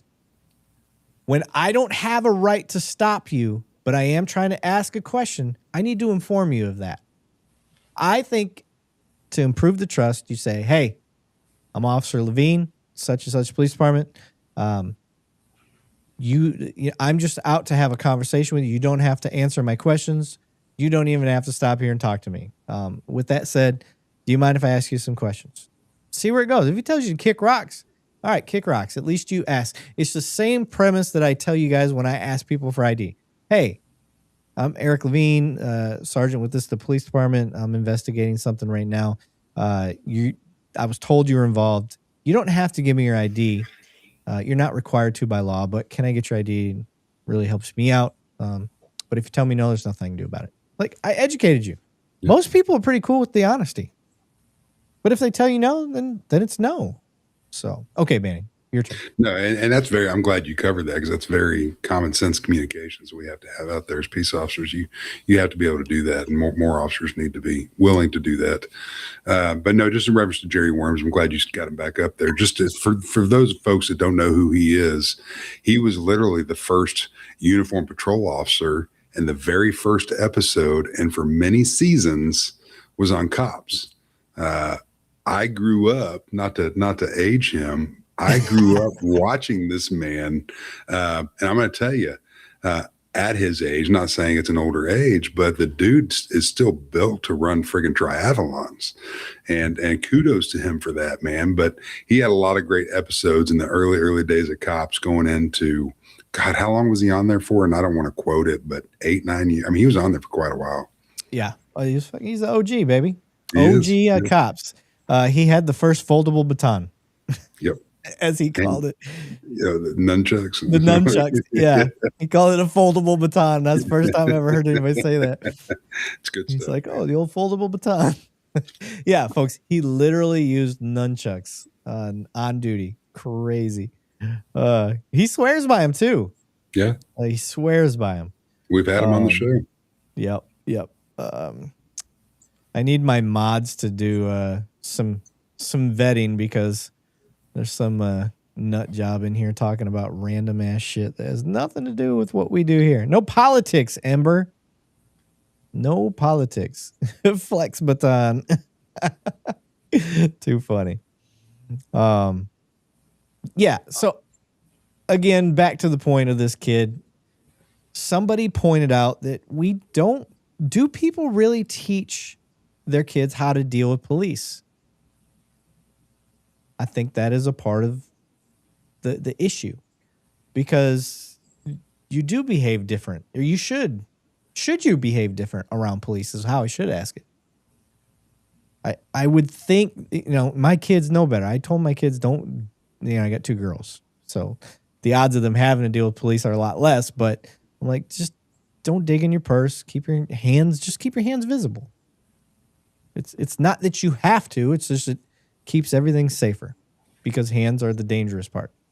So that goes into the question. How do you teach your kids to deal with police? And I think it all depends on the areas that you're at, the type of reputation your police department has. Obviously, cities that have a consent decree, I bet they raise their kids to deal with police a lot different than the types of places we police, Manny. Mm-hmm. So, there you go, Ember. See, Ember, join the conversation. Join what we're talking about. Don't mess with the politics stuff. We don't do politics here. He says, I teach mine too. Most people aren't even teaching their kids what to do nowadays, considering we don't even agree on what woman is or family anymore. Yeah, I don't think you're wrong there. Communication has gone downhill with many new generations of cops. Agreed. I think communication is definitely going downhill. Tracy said, nope, not all parents teach children how to act. Simple class at school might help. Now, I just did career day at my kid's school. And luckily it's the last one I'll ever have to do. But I had a shithead kid in there that was trying to make jokes the whole time. And y'all know me, nobody gets jokes for free. I was that kid. I was him. So as he kept trying to rip on me, I went right back at him 100%. And then made that kid shut right up. So, but listening to him, I realized I'm like, man, like no guidance at all. Because the stuff he was like, it wasn't like me. I was a smart ass. Like, that's one thing. This kid was like the stuff that people will troll on the internet. He was saying that shit out loud in class. I'm like, who does that? I've never heard anybody say the stuff trolls say in real life. That's what he was doing. I was like, internally I'm laughing, but on the outside, I had to kind of put a front on for the kids so they knew that wasn't going to be acceptable. Oh, let's give Ario a shout out here for dropping $10 in the super chat. You guys know the drill. Any of the money you guys put towards us just goes right back into the show. It's not going into Banning's weight loss program or into anything I got going on. It just goes back into the show. But Ario said the issue isn't parents. The issue is parents must know their rights and how to deal with police before they can teach their kids how to deal with police. I think that's a damn good statement. There's a lot of parents that don't know their rights. There's a lot of citizens that don't know their rights. Otherwise, they wouldn't be using us to do all the stuff that we have to do. Harrison dropping 20 memberships from Harrison. Thank you, Harrison. Harrison just got a new car, by the way. Very cool car. But I thought Jerry got a membership for a second. It wasn't Jerry. But Friendly Bob got one. He's been talking tonight. Congrats, Friendly Bob. I'm just trying to see if anybody else that's been chatting tonight got one. Let's see. We know Marine's Blood probably didn't get one. Nope. Nobody else that I've seen chatting tonight got one, but thank you very much. Oh, shit. Craig dropped 20 in the thing, too. Look at you two. Right. You guys. Appreciate it. Thank you very much, you guys. Give a shout out to Craig right now. Craig dropping 20. Looking through, just want to see who got one. I like to give shout outs for anybody we've seen chatting tonight, but I don't see anybody on the list for that one. And then we have another 12-month membership. Thank you very much.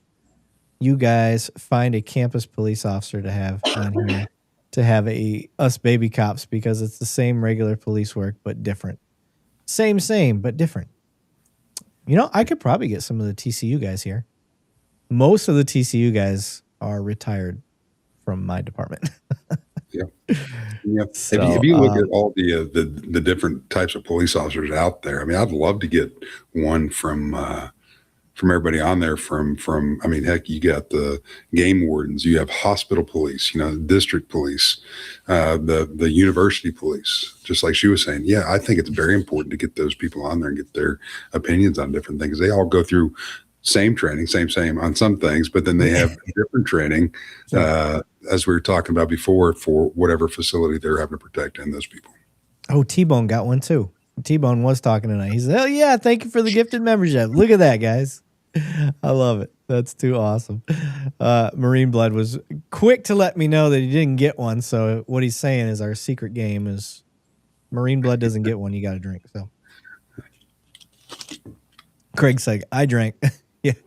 Yeah. Banning's fasting, guys. So the game is back on. All right, let's go to the next video here.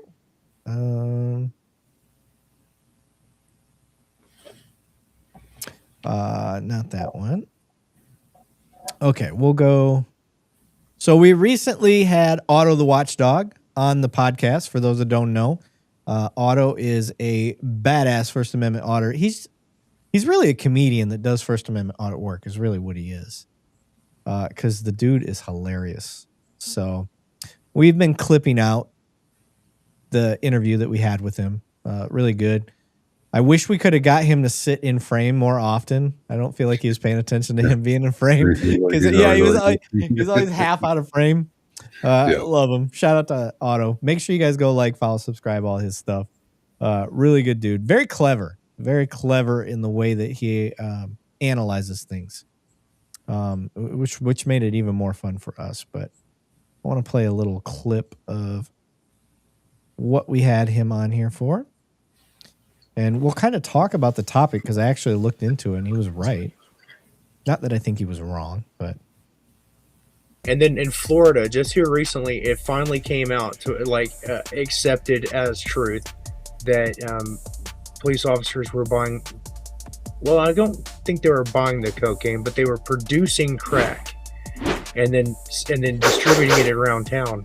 What? And then arresting the users. You didn't know this? No, I never heard that one. Oh man, they didn't let you in on it? No, they did not. I didn't get a cut. Did you get one, Banny? No. Sons of bitches. Florida's keeping everything to themselves. Yeah, but they were doing that, and that was that's something that has been said as conspiracy theory for my entire life. I don't know when it started, but I always heard that it was CIA in Compton, and that the crack epidemic was a CIA operation. I did hear that. I did hear that it was the government that did that. Yeah, that part is true. Yeah, that put dope into the streets and stuff. It is true. Yeah. Yeah. Hey, Trey gonna let you know. The Compton thing, yeah. Okay, well, if that's true, and I'm just gonna assume that it is because it's such a good story, I want to believe it. Right. Yeah. It's a terrible story, really. Yeah. I mean, just think about the implications of that. So that right. That's pretty fucked up. Not pretty. So they're doing it in California and also in Florida. Where else were they doing it? And do you think that that operation is just ended? So it was a good conversation. Like I said, I wasn't sure what to expect from Otto. It was kind of like, he just happened to jump on and people were trying to network him to us. And turns out he watched some of the stuff that we did and we got him on here and it was great. And what are you laughing at? Wade Lucero's comment up there at the top. What did he say? He's right. Not CIA. It was DEA. But same.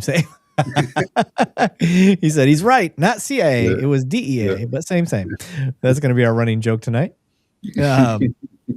So I looked into it more. And this is still a thing, by the way, Banny. So let's talk about this because I don't think I agree with it.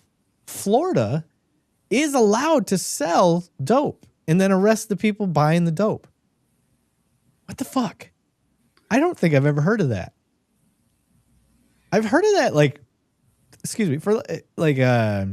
when you're trying to bust a dealer, like sometimes they'll sell large quantities of stuff they've seized to the dealer only to bust the dealer, but I've never heard of just basic buying of at the user level. It's even happened in Texas, but usually they'll use a pseudo, which just means a version that looks like it that's not actually circulating narcotics. Really? Pseudo, yes. And I'm just not that much into the dope game, so I don't know. Yeah, I mean it's done, but most agencies will do it the proper way, if you want to say that, by using a pseudo, which during the crack cocaine days, which was a baking powder base that looked like it, and they would get the sale and then go knock down the car and do the arrest. Because if you look at the state laws and the penal code in Texas, even have possession of the pseudo is what it is, man. It's still against the law. Yeah, and I think the problem that they were having is it wasn't just the fact that they were selling it, but they were making it. No, I don't agree with any of that. I mean, some of the stuff that we spoke about with Otto, I mean, that's nut job stuff. And thinking that if it's actually true that our federal government was doing that and basically putting it out on the street. And what if you miss it? Then you've got a whatever amount that was just sold. And we, meaning the government, if you're in service doing that, you're providing it. I mean, how do you add the money that he gave you back into the budget of the American taxpayer? This was taken by this. I can understand a seizure amount of money going in and going through the courts, the civil courts and everything like that. But I sold a dime bag of this today and now I've got to put that back. Come on. Anyway. Yeah. Yeah. My buddy Frio, free Jolito Beans on Instagram said, "Great lighting, bro." He does cinema stuff. So Yeah. He's complimenting the lighting that I got going on. It's too funny. Ario dropping another $10 in the super chat said, isn't the goal to get the drugs off the street, and why isn't this an entrapment issue? That's a good question. Let's look up the definition of entrapment first. I will look this up right now. What is the legal definition of entrapment? If you don't specify a state, more than likely you're going to get the federal answer. I'll say in Florida, since Florida is what we're dealing with. In Florida, entrapment occurs when law enforcement induces, encourages, or causes a person to commit a crime they are not otherwise predisposed to commit, using methods creating substantial risk of the offense. It is an affirmative defense requiring the defendant to prove beyond a preponderance of the evidence. So I think where they're getting away with it is they're not, these people are out looking to buy drugs, not that they're going to that person and saying, hey, do you want to buy this drugs? Would you like to buy one drugs, please? I think that could be the difference. Yeah. Again, I don't agree with it. I'm going to put that out there. My personal opinion, Erik Lavigne's personal opinion on that. Bro, you're going after users. They already got a problem. This is a medical issue. I don't think we should be filling up our jails with people that are addicted to a drug. Yeah. However, /period, space. I think that we absolutely should have enhancements if you are under the influence of a drug and commit a crime. Just like if you're drunk and you commit a crime. Now, there's an enhancement to that. Like if you get in an accident, but you get in an accident while you're drunk, well, it's an enhancement. So I think there should be an enhancement if you're... Yep. Who is that? I don't know. Did somebody just cough? Was that you? It might have been me coughing. Oh. Drinking this water kind of fast, so it could be me. Bro, that threw me off. I'm looking, I'm like, that was like a dog. Huh?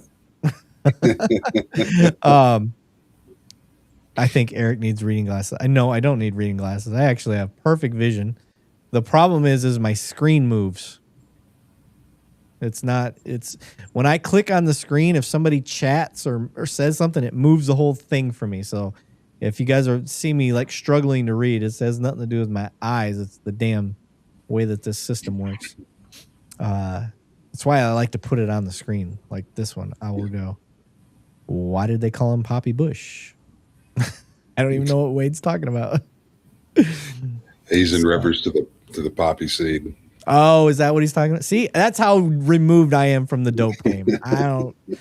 It was not my thing, guys. I tried to work the dope game for a little bit in patrol, and I felt like you were cutting one head off a snake that just was going to grow another head.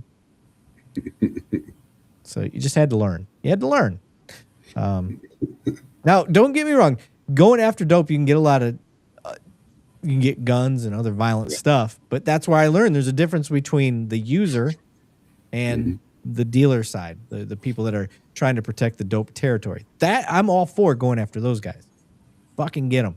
But going after users, like, it's like setting up the bait cars in a, really poor area where there's a lot of homeless. Like, I just don't. That's stupid. You're gonna get a homeless person that's gonna inevitably break into it and then go to court or have to go to jail, go to court, and the judge is just gonna kick them out anyway. So I did get a kick of that show. I can't remember what it was called, but I think it was in New Jersey, and they had all these undercover trucks, and then they would put out the bait vehicles, and the bait vehicles have all the technology in it to record it, and they would get in there, and you would unfortunately get some of those true criminals in those cars, and they're like, just state, oh, look at the stereo, look at this, look at that. And, for people that want to take somebody else's property that doesn't belong to them, and they absolutely deserve to be in jail. But I used to get a kick out of watching that show as a young buck police officer, seeing their different tactics. Obviously, different states do different things. We would never do something like that in Texas in reference to the bait vehicle and the way they did it. But we do things in Texas to deter crime as well. What are these people talking about? Country girl, what do you? These ads on YouTube suck. We're not on YouTube. Who? We're live on YouTube. I don't. Maybe she doesn't We're have. live on YouTube. I don't know what you're talking about. Ads. What ads? I don't. I shouldn't have any ads. Did YouTube do some new feature that we're not aware of? If you're talking about the videos that we're watching together, that's on TikTok. Or I'm sorry, I think that person. We need to find out though if they're running ads on a live. Yeah, I don't. I've never heard of that. What are you guys talking about? That may be for our mods. Could you please look into that? Because that shouldn't be happening. I mean, I don't think that should be happening. I've never heard of lives having ads on them. I didn't enact anything for that. So we will get ads in the chat. Oh, YouTube's throwing ads in our chat? Them sons of bitches. Yeah, we need to figure out if that's something we can get rid of. So, all right, let's, okay, we'll go back here. Let's share the screen.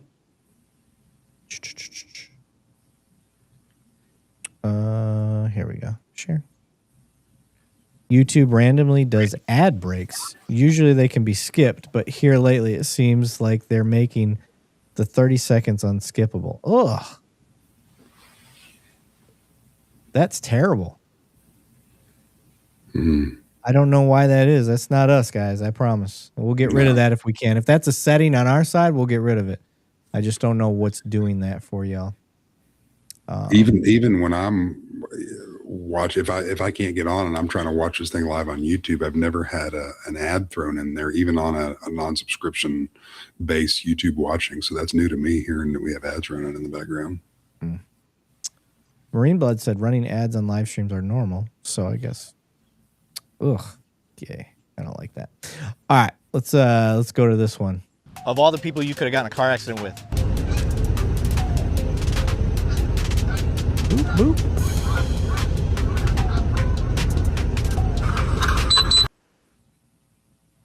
So pretty basic. It was a quick one. I just thought it was funny. I'm like, damn, you run a stop sign and you get T-boned because you ran the stop sign.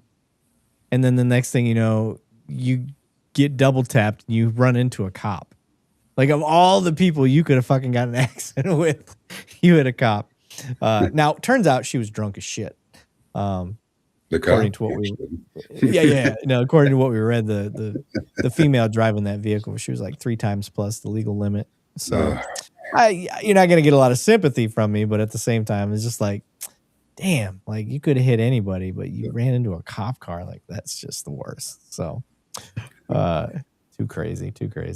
Where are we at? We're at just past the hour 45. I think it's time we move on over to our body cam review stuff. So, okay, if you've never watched this, which everybody I've been seeing in the chats tonight is our normal crowd. I haven't seen a whole lot of new people, but if you are new and you're just lurking in the background, here's what we do. We pull up videos, usually from police activity on YouTube, which is where all these ones are today. And they're body cams that we've never watched. And we start to break down the videos as cops that we've done the job, and you kind of get a mindset of how the call would go for us and how it may differ or be the same as the person that's in the video. The fun part for me is you guys also get to participate, where you'd be like, well, why did he do this? Well, how come he didn't do that? You guys get to give feedback in your own way as people that don't do this work. And so you can kind of see the similarities in training and then maybe see where the training needs to improve. And this is a different way. Is it kind of Monday morning quarterbacking? A little. We try to avoid that the best we can. We do it a little bit. But mostly we're trying to give you the perspective of 2 different cops and how we handle a call together. So while we do that, you can disable ads by turning off monetization. Oh, is that what it is? Oh my, year of YouTube Premium expired. Let's get. It shouldn't be expired. I redid it. They sent me an email and said, do you want to redo your year? And I did. Maybe that's something that maybe it didn't go through. I don't know. I'll ask my mods when we get more time. All right, let me share the screen. So yeah, this is a fun participation thing, and I welcome everybody to join in. Let's there we go. Okay, we're gonna biggie size this here. And we have not watched this, but we're going to be watching it together for the first time. There's a lot of pausing that goes on while we discuss, y'all. So, Country Girl, why the hell am I being targeted? Sorry. Okay, let's go.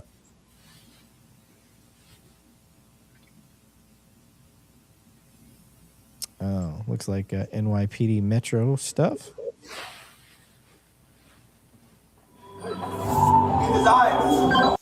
So automatically, I'm going to tell you right now, banning for me, if I got a citizen running up to me and pointing, my camera's coming on. I'm already turning my body camera on. So let's go from here. He just put that down. Put it down. Put it down. Put it down. Put it down. Put it down. All right. I can tell you from here, Banning, I'm keeping my gun out and I'm keeping that high ground. Yep. And I am.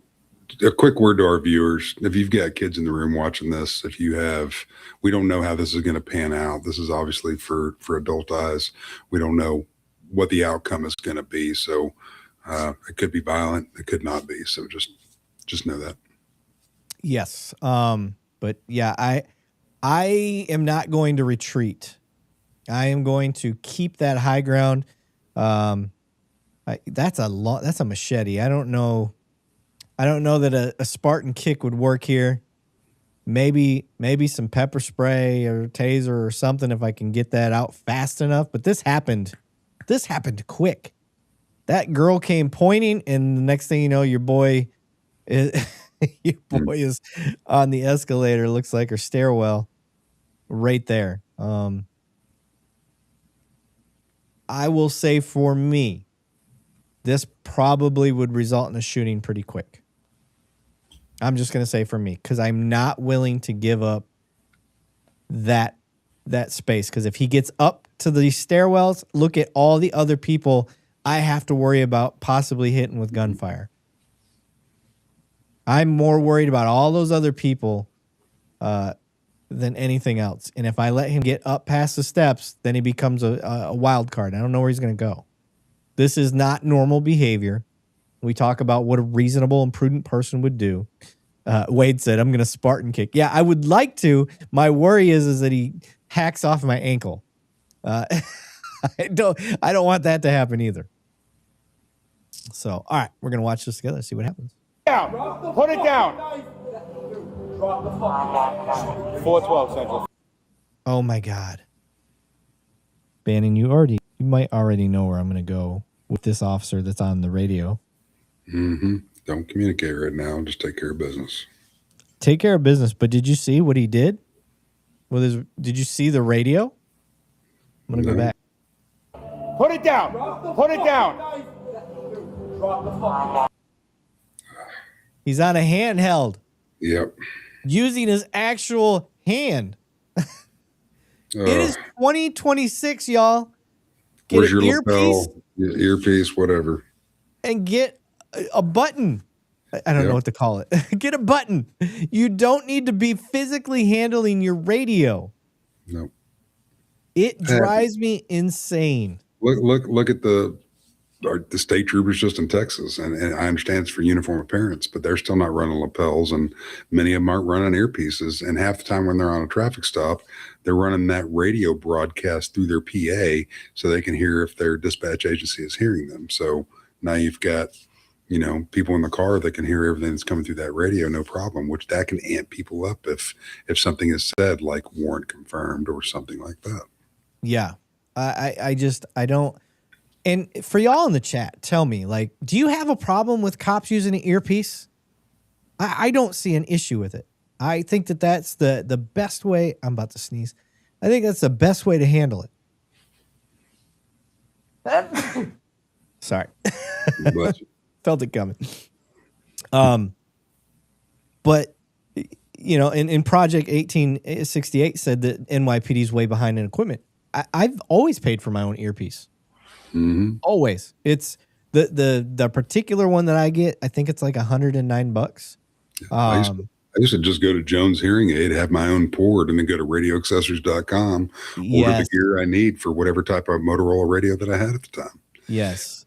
But because I can tell you right now, you get next to a loud subway, you get next to a loud bar, whatever it is. If you're going off a lapel mic where you got to physically like put your ear down to the speaker, you're not going to hear it.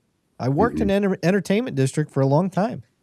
You can't hear those things. You have to have an earpiece. So it makes no sense to me why nobody has earpieces. You should have an earpiece. Nobody, it's because you don't want other people hearing people's information either. If you're running somebody's name or whatever it is, it's nobody's business what you're using private information for. But Jerry's asking, what's up with his rainbow badge? It's for autism awareness. That's what that was about. So, Nina said I don't think I've ever seen an LEO with an earpiece. So really, that's crazy. Big C said, my only problem with cops using an earpiece is I'm nosy and I can't hear radio traffic. Yeah, exactly. I like the honesty. I like it. Too funny. All right. Let's keep going. 412 Central, 412. Because now he's got a tied up hand. Central, 412 Central. Yep. See, there's a smart citizen. Get the hell out of there. Oh, he's running. That's perfect. Sir, stay here, stay here. Let me get an 85 northbound. The platform, the 7 train platform. Male with a knife. Male with a knife. Get down! Okay, so now, from what I can see, you're bottlenecked. You can't retreat upstairs backwards. And he's got a friggin' brick in his hand right now. Oh, did he? Oh, no. yeah. The officer. He's got both hands occupied. He's not even got his weapon out. So he's got to depend on this one guy with the gun to get business handled. And I don't know if you guys are aware. It's not like the movies. People can take 10, 15 shots and still keep walking and be a big threat. Mm-hmm. So let's keep going here. Get down! Put that radio away. Get your gun out. Finally. Put it down! Put it down! Put it down, please! Sir. He's suicide by cop. He's already saying shoot me. I just heard him say that. He said throw the brick. Craig, throw the brick. All right, let's see here. Put it down. Hold on, I want to go back. Your boy has front row tickets right now and he's loving it. Look at this guy. He's loving this. It looks like he's got a little smile on his face, like only in New York. Sir, put it down. Put it down. Put it down. Put it down. Oh, crossfire. Yeah, I got you. Put it down. Put it down. Put it down.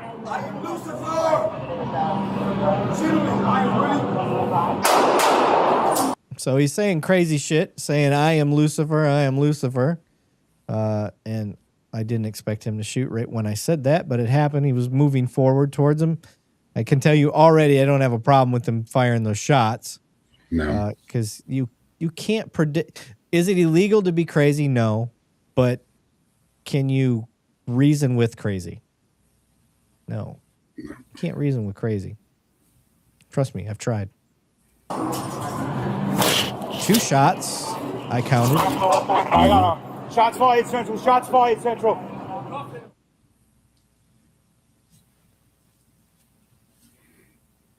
Looks like we got 1, 2, 3 cops right there at least.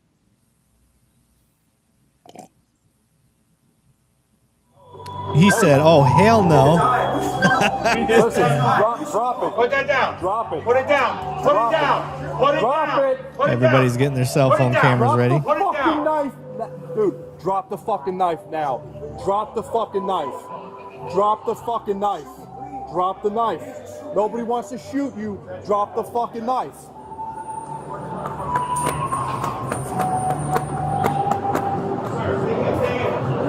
Drop it. Listen, get on the ground, please. Get on the fucking ground. Get on the fucking ground. Nobody wants to hurt you. We can talk about it. Get down. Get down. Dude, I'm not going to ask you again. Please. Please. Please. Get down. Stop. Stop. Stop. Stop. Watch cross. We're not doing it. We're not doing it. Get down. We're going to get you help. We're going to get you help. That's the de-escalation training. I can hear the verbiage. We're going to get you help. I don't want to do it. Please. He's using all of this officer's trained. He's just stuck in a shitty spot. He can't retreat. And, you know, your boy's crazy. And he's trying to do suicide by cop. Even recognized the crossfire, communicated. A lot of this stuff we couldn't hear with this guy. I really like what he's saying. Yeah. Part of the problem is we got too many people probably trying to talk at him. Somebody should have taken over and said, like, I got it. Which this guy, the guy that ends up shooting, unfortunately, he seemed to have it the best. So let's keep going. Stop.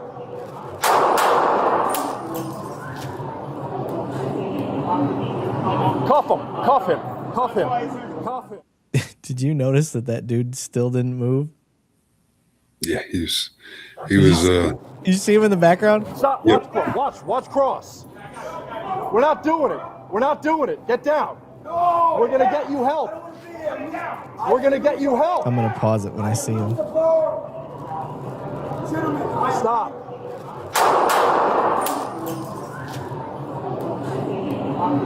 Look, he's just lurking. Yeah. This dude wanted to see his show. Everybody else was smart enough to get the hell out of there. That dude just like, nah, I'm gonna stick around and see this thing through. Jesus Christ. Good shoot. I ain't got no problem with that. Do you have any issues?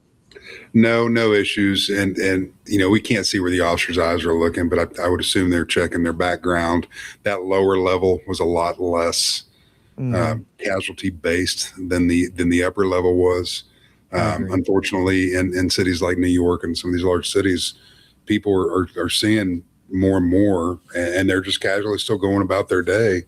You know, not with any angst to get out of the way and go away so they don't get hurt as well. Is this true? Lawful Act said, "Is the music in the background? How great is our God?" I couldn't hear it, but that is hilarious if that's what it was. Steve said it's because he's a Raiders fan. Oh, he did have a Raiders poncho on. Yeah. Oh shit. Okay. Craig said the only real problem I see is the people coming down the stairs behind him. Yeah, for sure. But yeah, it's really not much you can do with that one. So no. I'm all right with that. All right, let's go to the next. We're going to share the screen. Okay. Biggie size this. I guess that's full screen. There it goes. That was weird. All right, let's play.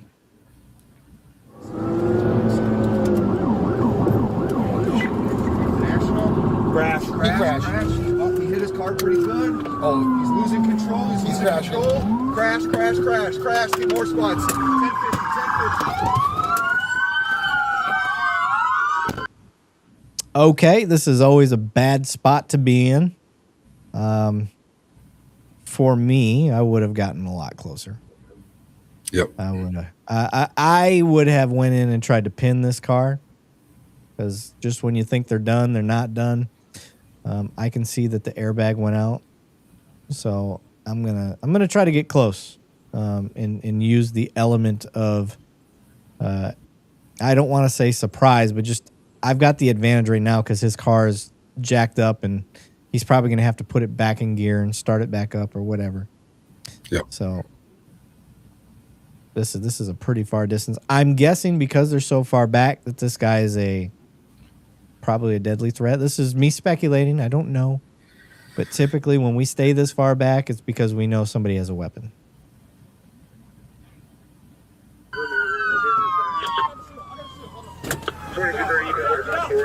That is a terrible enhancement.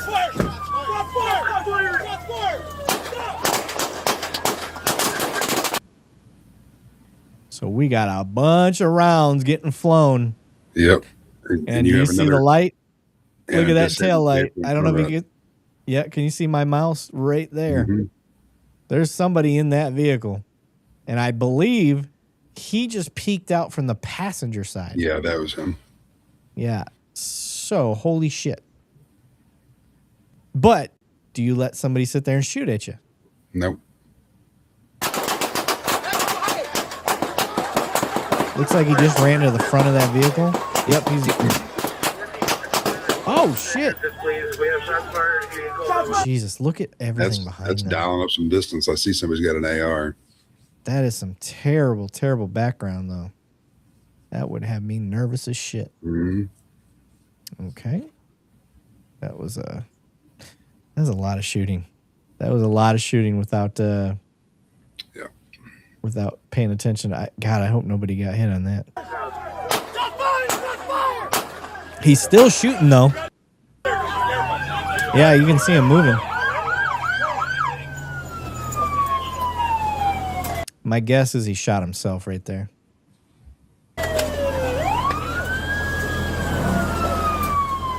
think we're gonna get another angle. He hit his car pretty good. He's losing control. He's losing control. Crash, crash, crash, crash. Get more squads. 1050, 1050.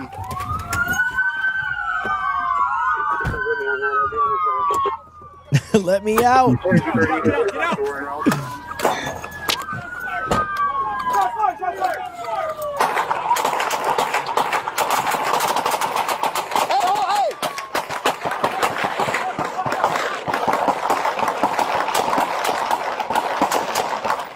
He may very well have been the guy that shot him. Hey, get on the ground! His hands are up! His hands are up!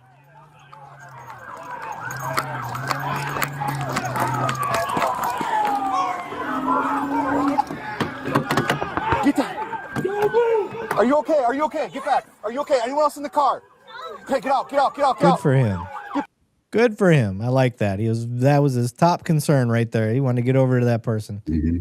That's good police work right there. Back.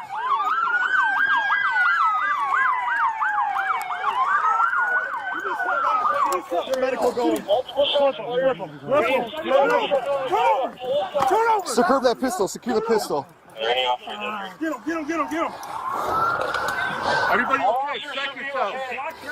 Everyone check yourself. He crashed. He hit his car pretty good. Oh, he's losing control. He's crashing. Crash, crash, crash, crash. Get more spots. 1050, 1050.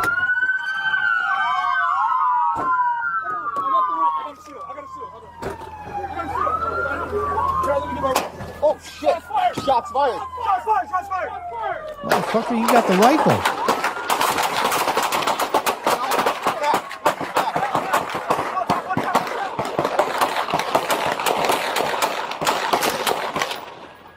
Shots fired!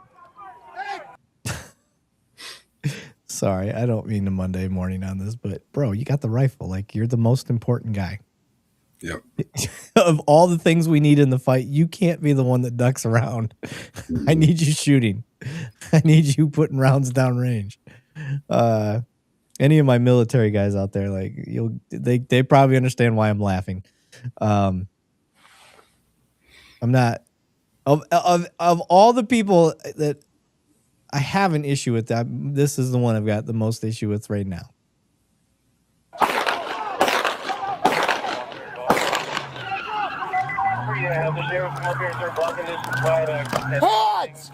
And then you're just in no man's land. Yeah. I mean, you've got no cover, no nothing. That A pillar would have been perfect. Right. He was in a good spot. I didn't I don't get it. Yeah, he just unasked and was like, I'm out. But now he's in what I would consider the bravest position, and he's not engaging. Hands! Get him up!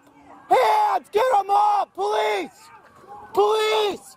Hands! Get him up! He's wrapped up, Don't bro. move! Hands! Chuck. Hey, are all you guys okay? Are you guys okay? Hey, check on everyone. Hey, is anyone hit? Are you guys all okay? Are you okay? Hey, call medical. Okay, let's read on this one, shall we? How do I find it here? Let me unbiggie size this. Okay. Monday, April 13th, homicide occurred on 7th and Mitchell. Officers were seeking a vehicle tied to that homicide later on that afternoon. The same vehicle was Milwaukee, Wisconsin, was involved in a shots fired incident that occurred near the 1700 block. We don't care. Shortly after, officers observed the vehicle and attempted to make a stop.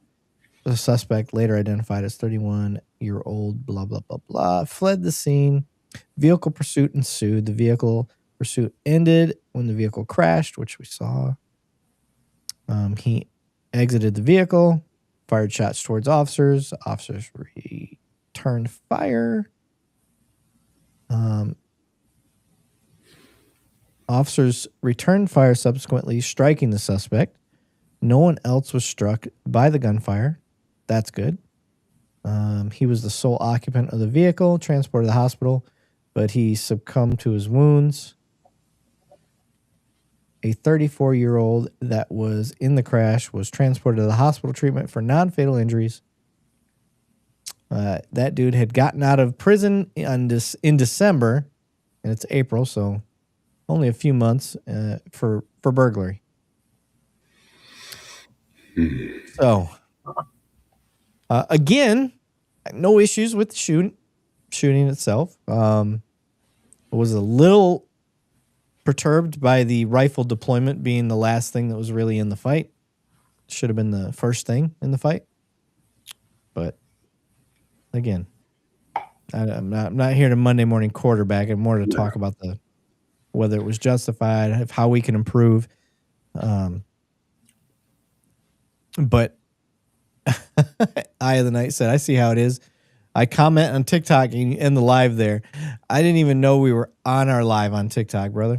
That's just the way the service works. Yeah, I didn't. Anybody else really have an issue with that? Freeman said, and don't radio shots fired while the fight is still happening. Yes, thank you. Handle business and then deal with it. You had 12, 15 cops there.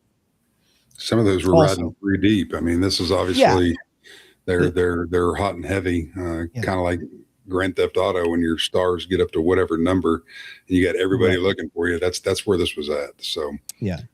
And let me be fair. When you're not used to those high adrenaline type calls like that and gunshots do start ringing your way, I get it. You start doing stuff that you're like, afterwards, you're like, why did I say that? Why did I do that? Why didn't I just go after the threat? Why did I get on the radio? Like, we do that. I've done it. So I understand. But yeah, overall, I mean, even in the chat, everybody seemed to, when everyone is yelling instructions, it's not easy to hear instructions. Yeah, very true, Ryan.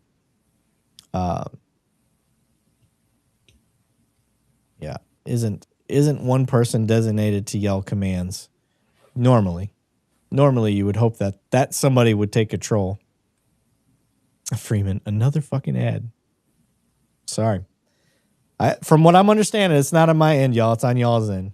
You got to have premium. Excuse me. You guys got to have premium as well. You better start drinking a Red Bull with the friggin' mud water. I know. I did get up early. Oh, let me tell you guys why I got up early. I got up early because we got Chris Hatchett, one of our producers, working behind the scenes.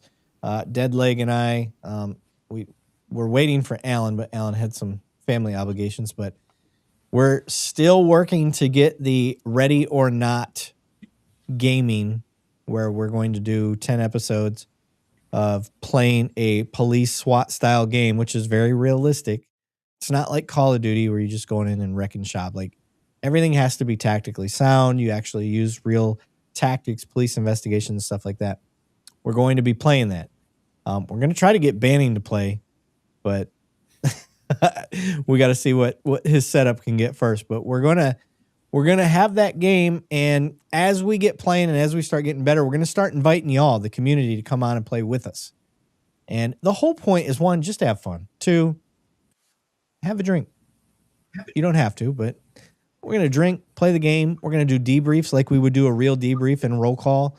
We're going to talk through the police tactics side of things and why we did what we did, why we fucked it up, because we're going to screw up. Shit. I think every time we've done a little practice run with me and Deadleg and Alan trying to get this thing right so we can stream it properly, we do stupid stuff constantly, and we're all been cops a long time. So this is the difference between a guy that's never been a tactical officer. I've never been a TAC guy. I've never done SWAT. Bannon, did you do SWAT, or was that I did. You did? Yeah. See, I haven't. So it's going to be interesting. Bannon's going to be way better at this shit than me, but you're going to hear the difference between communication and all that stuff. It's going to be fun. I think it's going to be fun. I think it's just a different look. It's going to be a break from the body cam review stuff and just a way for the community to work together and talk together a little bit more. Ryan said, my favorite part about video games is when you get shot, you just have to rest behind cover for a moment and you're all good again. Yeah, exactly. Yeah, that's the only thing that's probably not as realistic. But yeah, you're not wrong. You're not wrong. But yeah, that's what we got coming. We're just trying to throw some different looks so you guys don't get tired of the same old thing, what we're doing. It's been a while since we've had just what we're doing right now. And this is how we got started. So let me share the screen. We're creeping up on that 2.5 hours. So, all right, let's biggie size this. All right, here we go. It's either turbo lag or extreme exhaust leak.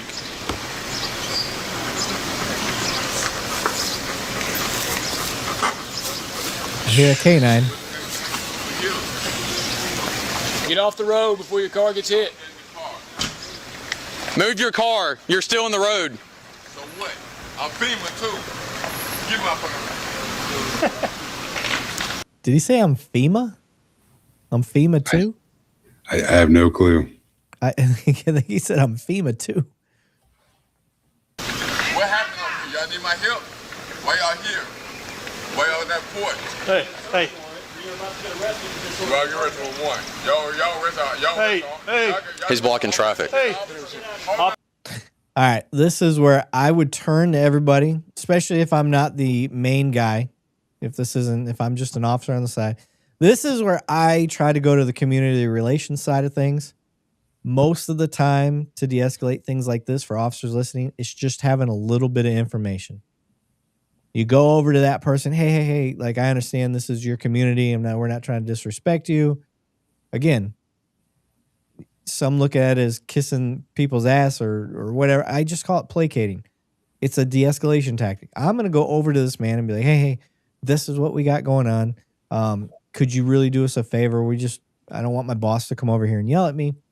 We'd appreciate it if you could move over there. If you have any questions or anything, just direct them towards me. I'll try to keep you in the loop of what's going on. And that's really how easy that is.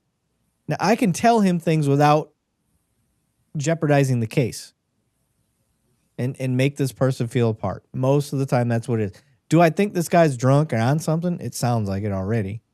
But again, I'm just trying to make things go by a little bit better. In your car, pull up. This is the really long video, by the way. So we're not going to watch this whole thing. I'm going to fast forward.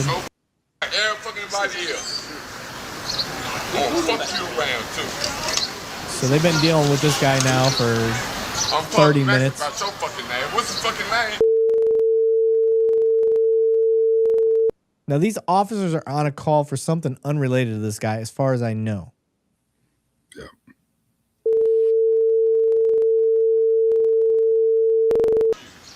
I bet you be fucking fine. Disrespectful to me. Oh, hold this. No, watch me. You, Bucky. You. And you know what the fucking the police still fucking black community, all that fucking type? The black community. Y'all, you want to stay here. That's real. Leave it. It's true. Man, you better go home before you get shot. Leave it. So now he's, if I'm just guessing, it looks like he's completely interfering now, taking their attention away from what they're trying to deal with, whatever tactical SWAT, super ninja stuff that they're on.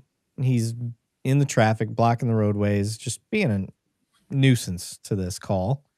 At the very minimum, would you say he's obstructing, Banning? Not now. He hasn't entered the scene. I mean, you can definitely have your tail guy, whoever's on the end, and they're geared up for something. They're obviously going to take somebody into custody that's got some warnings on them. Yeah. Have your tail guy watch him, but he has not entered the scene. Right now, he's just running his mouth. There's run your mouth all you want, man. We're here to do a job. We're going to do that job. As long as he doesn't enter the scene and create a physical disturbance, let's proceed on to what we're doing. Yeah. It looks like he's on his way over, though. Sure. It looks like he was crossing the road to come on over. No, sit. Hey, Alfaro, hold this. No, watch me.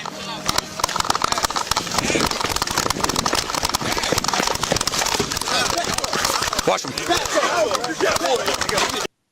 All right, you got 3-4 officers. Do you need a dog here, Banning? You were a canine guy. No. I would not be using a dog here. Nope, not at all. Not in a million years. We've got plenty of dudes. There would be no taser. There would be no nothing. And not only do you have a bunch of dudes, you got all the fucking alpha guys, by the way. So they should definitely be knowing what they're doing. And exactly to what Big C's saying, mental health. Like, it's obvious this dude's either drunk on something or crazy. I think he's crazy. So let's keep going. Watch him. Watch out, he'll get bit. Watch out, he'll get bit. Watch him, he'll get bit. Hold it. Hold it. Hold it. Watch out. Why? The canine officer wants to let his dog get a bite. That's what I see. He wants his dog to get a bite. Yep. There's no reason for it. You can see his waistband. You got his hands. Why do we need to use a fucking dog? You don't. Now, does this guy piss me off? Yes. Is he a pain in the ass? Yes. Should I be taking it personal as a cop? No. So why the fuck do I need to use the dog? Why do I want to put my dog in that position?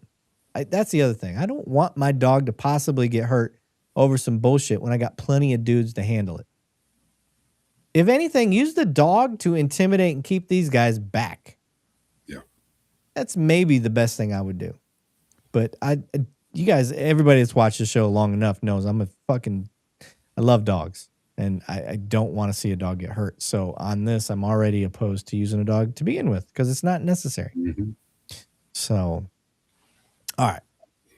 Hold it. Get him. Get him. Get him. Get him. Who bites me? He said, "Who's biting me?" I'm going to go with this guy is crazy, but he keeps going, "Who biting me? Who biting me?" Listen, guys, you got to be able to find the humor in your job sometimes. Like just hearing the guy say that. That's not a normal reaction to getting bit by a dog. The normal reaction to getting bit by a dog is like, ah. Okay. Quit fighting! Quit fighting! Let go! Quit fighting! Let go of my dog! Holding the dog. Let go of my dog! Let go of my dog! Oh, he does have the. Did you see that? Yep. He's holding the dog's front leg. This is a reason why you don't put a dog into this situation. Yes, I didn't realize he even had the fucking dog. But now I'm even more mad because you put your dog in a bad spot. Let go of my dog! Let go of my dog! Let go of my dog! Stop fighting! Dog got beat. Stop fighting! Hey, knock it off! Knock it off! Hey man, he just tried to fight the dog. That's a level of crazy I have not seen before. I'm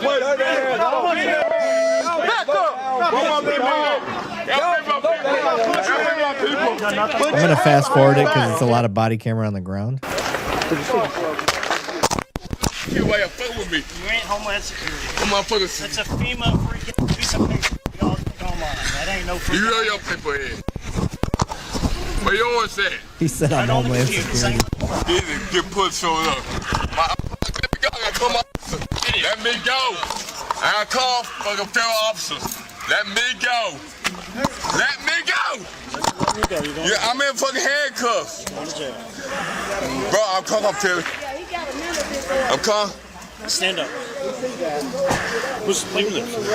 Bro. Leave him there. Bro. I don't know what's going on. I'm feeling. What the fuck I do regular? All right, I'm gonna just stop it because it's ridiculous.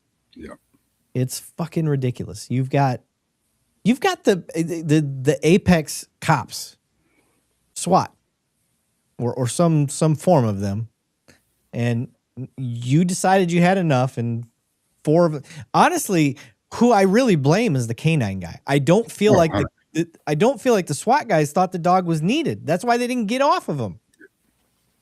And the canine officer kept, I'll get him off. I'll bite. Like, I got the canine. Like, I think that canine officer was jonesing to let his dog get a bite. And you have a problem when you have that. You have that problem with the mentality of wanting to do that. We use that dog as a last resource, as a less lethal option. When you have, excuse the terminology, a dog pile already of officers around him, that pig dog pile. Should have been pig pile should have been placed back into the canine unit so he can assist with the hands-on situation.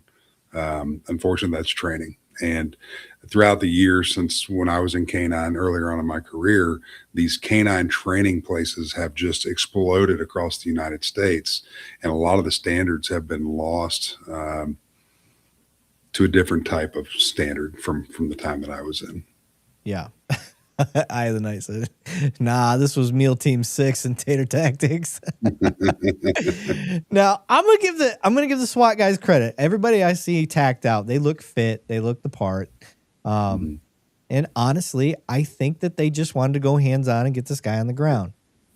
I do hope the people that were off in the distance next to the other unit still kept eyes on the house if this was a professional distraction to get a wanted person out of there, because we've seen that in law enforcement, to where another distraction will enter the scene in opposed to getting maybe their boss, so to speak, depending on what type of racket's going on, out of the scene, so he's not taken into custody right then.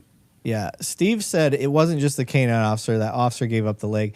Well, the thing is, if the canine officer waves you off like that, that's what you do, Steve. But I see what Steve was saying. He did present the open body appendage for the dog to latch onto. Yeah, and if that is the case, that's a problem. Yeah, and I'm not gonna, like, I don't let the dogs get near me personally. I get away from them, because Bannon, you tell me, how many times you seen an officer get where he knows he shouldn't be with the canine, he ends up getting bit himself. Yep, I'm not getting in between them fuckers. You know, the movies and the TV shows that are produced wherever that show that, oh, the dog knows the difference between a uniform and somebody like that is such bullshit. Them dogs are assholes. They bite anybody. Yeah, I ain't even trying. I'm trying to lower my chair here. Can't find the. Where's the? Give me a second. I feel like I'm too high up. Holy shit! I can't find the damn. Ah, there it is. Too funny. Yeah. So I'm going to fail the canine guy on this one. This is bullshit. He needs to be investigated on that one. Yeah. Why he wanted to bite. You could tell he wanted to bite from the start. it's an unnecessary use of force. Right. Me as a sergeant, I'm gonna look and I'm gonna be like, you had freaking Hans and Bronze and all these other apex predator fucking cops there. Why did we need to let Bruno get a hold of a leg? That's funny. And then possibly get hurt? Like, there's no need for it. And if the dog head got hurt, like, if I'm your sergeant, that's going to be your ass, because that dog doesn't know anything. That dog's just trying to please you. Yep. Dog's unfortunately, now you have, even though the gentleman was maybe taken into custody and he's deemed or whatever by whatever state, you're looking at a civil case now, the vicarious liability on that officer, and now liability on the department for making unnecessary bite. You know, there's going to be medical bills that are associated with that. There's going to, I mean, it's just, and it's not the dog's fault. The dog is being instructed by the handler to do different things. The dog's not going to depict what is right or wrong. And that's why we have to have educated handlers out there. Right. Eye of the night. It's roid rage. Listen, y'all, quit jumping on the roid rage thing just because you got some actual fit cops. They didn't look juiced.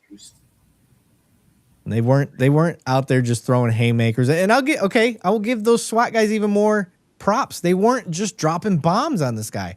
They were trying to just control joint movement. manipulation. They were just trying to take him down. They were using wrestling, which is great. They didn't try to hit this guy or hurt him. The canine guy was trying to. But yeah. WTP and J said, I wish you and Chili DeCastro from Delete Laws would do a podcast. He's asked. I'm not doing one with him. I don't trust that dude. Listen, I am still a cop. That's the thing. Anybody that I do have on here on a live, I got to be able to trust isn't going to be crazy. And I don't trust him. He reached out wanting to be on, and when I told him that that I'd think about it or let me look into it. And he went off on a tyrant and he just went off on me. And I was like, all right, like, you just showed me I can't trust you, so you're not coming out. Freeman said, channel must be improving because I'm getting ads every few minutes. Damn. Yeah. Eye of the Night's right. Yeah, no, Chili is bad faith. Yeah, I can't, like, this is, guys, if you enjoy this platform, I think part of the reason is because I'm still a current cop. You just don't get that. You get a lot of retired cops that they'll get on and start doing their thing now. But I am still in it. And Banning was up until less than a year. Has that even been a year yet, Banning? Has it been 2 years? Holy shit. 2 years and about a week. Time flies when you're having fun. But point being, Banning was still an active cop when we got started. And I've got, Trey and Matt Thornton, also current cops. Alan is a reserve officer now. So I think it's important to have people that are still in it, and not that people lose touch, but they do start to lose that edge and know what the latest and greatest and all that stuff is going on. So I think that's what makes the difference here. And this show is part of the reason why I still attend every law enforcement convention that I can, that I still go through certain online training programs, why I still, and keeping myself up on the legislative updates, is I want to be able to provide factual information whenever my big mouth opens. Yeah. Eye of the Night said the canine did nothing wrong. The handler did. I agree. Yeah. Wade said Chili's been here before. Yeah, Chili's been in the comments before. But on the actual show, no. And once I really learned who he was and his background and stuff, he's just, I love Long Island Audit. I love San Joaquin Valley Transparency, Auto, the Watchdog, Kansas City Audits, FAPA. I like all these guys. They to me, they have a real mission. They're doing it the right way. I just don't understand Chili. He's too extreme for me. I just can't. I can't deal. I can't deal with it. So if I wasn't still an active cop, maybe. But the way it is right now, there's no way. Jeff Gray. Yeah, Jeff Gray would be great. I love his. Is Jeff Gray? If I get him confused sometimes, some of the auditors. Jeff Gray's the God Bless Our Homeless Vets guy, I think. Like his is perfect the way he does it.